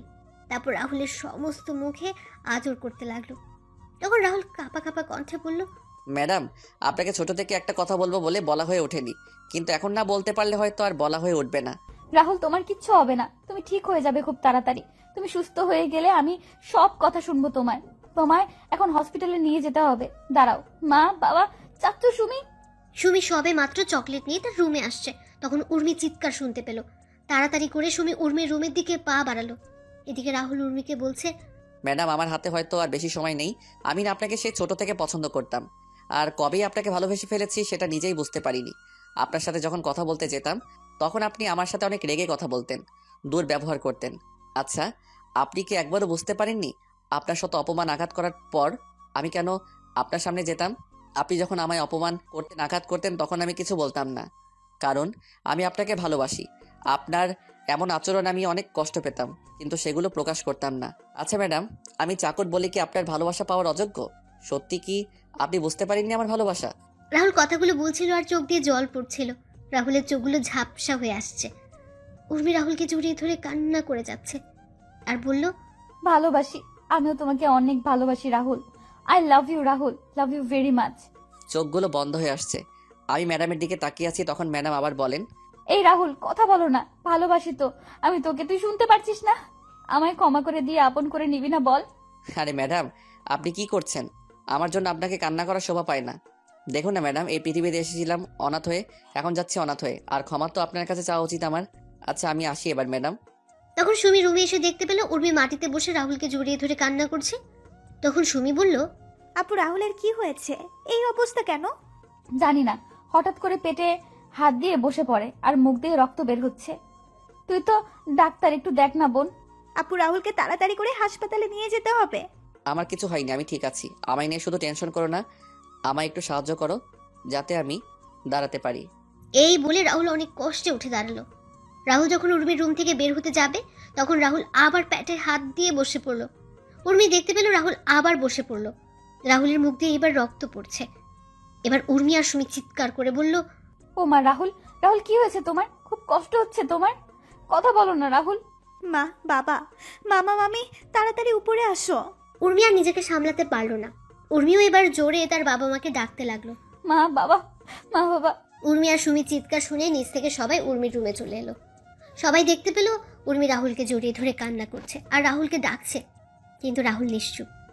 তারপর সবাই মিলে রাহুলকে নিয়ে হাসপাতালে চলে গেল। রাহুলকে তাড়াতাড়ি করে অপারেশন থিয়েটারে নিয়ে যাওয়া হলো। এদিকে অপারেশন থিয়েটারের বাইরে সবাই বসে কান্না করছে। ভেতরে রাহুলের অপারেশন চলছে। হঠাৎ ডাক্তার খেয়াল করলেন রাহুলের নিঃশ্বাস চলছে না। রাহুলের বুকে চাপ দিয়ে চেষ্টা করা হলো, কিন্তু ডাক্তাররা ব্যর্থ হলেন। ডাক্তার রাহুলের মুখ থেকে অক্সিজেন মাস্ক খুলে নিলেন। বন্ধ হয়ে গেল রাহুলের শ্বাস প্রশ্বাস চিরকালের জন্য। রাহুল চলে গেল এই পৃথিবীর মায়াজাল ত্যাগ করে পরপারের যাত্রায়। অপারেশন থিয়েটারে সবাই এক দৃষ্টিতে তাকিয়ে আছে। রাহুলের প্রাণহীন দেহটার দিকে তাকিয়ে ডাক্তার নার্সকে বললেন, ডেড বডিটাকে বাইরে নিয়ে যাও। আপনারা ঠিকই শুনেছেন, মানুষের প্রাণহীন দেহটাকে ডাক্তারদের ভাষায় ডেড বডি বা লাশ বলে। ডাক্তারের কথায় নার্স ডেড বডিটার উপর সাদা চাদর জড়িয়ে স্ট্রেচারে করে ঠেলতে ঠেলতে অপারেশন থিয়েটার থেকে বের করে উর্মিদের সামনে রেখে চলে গেল। সাদা চাদরে জড়ানো ডেড বডিটা দেখে সবার যেন প্রাণটা বেরিয়ে যাওয়ার উপক্রম হলো। উর্মি কাঁপা কাঁপা হাতে সাদা চাদর সরিয়ে দেখতে পেল রাহুল খুব সুন্দর করে ঘুমিয়ে আছে। রাহুলকে ঘুমন্ত অবস্থায় দেখতে কি সুন্দর না লাগছে। উর্মি রাহুলকে জড়িয়ে ধরে কান্না করছে। মনে হচ্ছে সে রাহুলকে তার ভেতরে লুকিয়ে রাখতে পারবে, তার থেকে আর কখনো কেউ কেড়ে নিতে পারবে না। ছোট আম্মু, দাদিমা, সুমি, ফুফু আর উর্মির কান্নার আওয়াজ হাসপাতাল জুড়ে বিরাজ করছে এক বিষণ্ণতার সুর। ছোট আব্বু, চাচা, ফুফা নীরবে চোখের জল ফেলছেন। পরের দিন সকালে রাহুলের ডেড বডি নিয়ে যাওয়া হয় সেই চৌধুরী বাড়িতে, যেখানে 5 বছর আগেও রাহুল ছিল জীবন্ত। আর আজকে রাহুল এই বাড়িতে লাশ হয়ে ফিরেছে। নিজের জীবনটা এভাবে বিলিয়ে দিল সে। দুপুরে রাহুলকে জানাজা পড়ানোর আগে শেষবারের মতো সবাই এসে রাহুলকে দেখে। রাহুল এই চৌধুরী বাড়িটা রক্ষা করার জন্য যায়। ছোট আম্মু তো পাথরের মতো শক্ত হয়ে গেছে। সে তার ছেলের লাশের খাটিয়ার কাছে বসে আছে, কোনো কথাই বলছে না। উর্মি এসে রাহুলের পাশে বসে রাহুলকে জড়িয়ে ধরে বলল, এত অভিমান করলে আমার উপর তুমি একটিবার ক্ষমা করে দিয়ে আমায় তো আপন করে নিতে পারতে। আমি তো অনেক খারাপ, তাই তো তুমি আমায় এভাবে ছেড়ে চলে গেলে। কি শান্তির ঘুম ঘুমাচ্ছ, তাই না? তারপর রাহুলকে নিয়ে যাওয়া হয় মসজিদে, জানাজা পড়িয়ে নিয়ে যাওয়া হয় কবরস্থানে। রাহুল চলে যায় নিষ্ঠুরতম পৃথিবী ছেড়ে অন্ধকার জগতের, যেই কবরে যেতে হবে একা, শুধু নিজেকেই। রাহুলকে হারিয়ে উর্মিও পাগল হয়ে গেছে। চৌধুরী বাড়িটা পরিণত হয়েছে মৃত বাড়িতে। উর্মি নিজেকে সারাক্ষণ একটা রুমের মধ্যে আটকে রাখে আর রাহুলের ছবির সাথে কথা বলে হাসে, আবার কান্নাও করে। সব গল্পের সমাপ্তি আনন্দের হয় না, কিছু গল্পের সমাপ্তি হয় বেদনাদায়ক, বিষণ্ণতাময়, যেমনটা এই গল্পে হয়েছে। পরিশেষে একটি কথা, চাকর হোক বা কাজের লোক, তাদের প্রাপ্য সম্মানটুকু আমাদের দেওয়া প্রয়োজন। এই পৃথিবীতে কোনো কাজই কিন্তু ছোট নয়। মানুষ বেঁচে থাকে তার কর্মে, হয়তো রাহুলও বেঁচে থাকবে সবার মাঝে।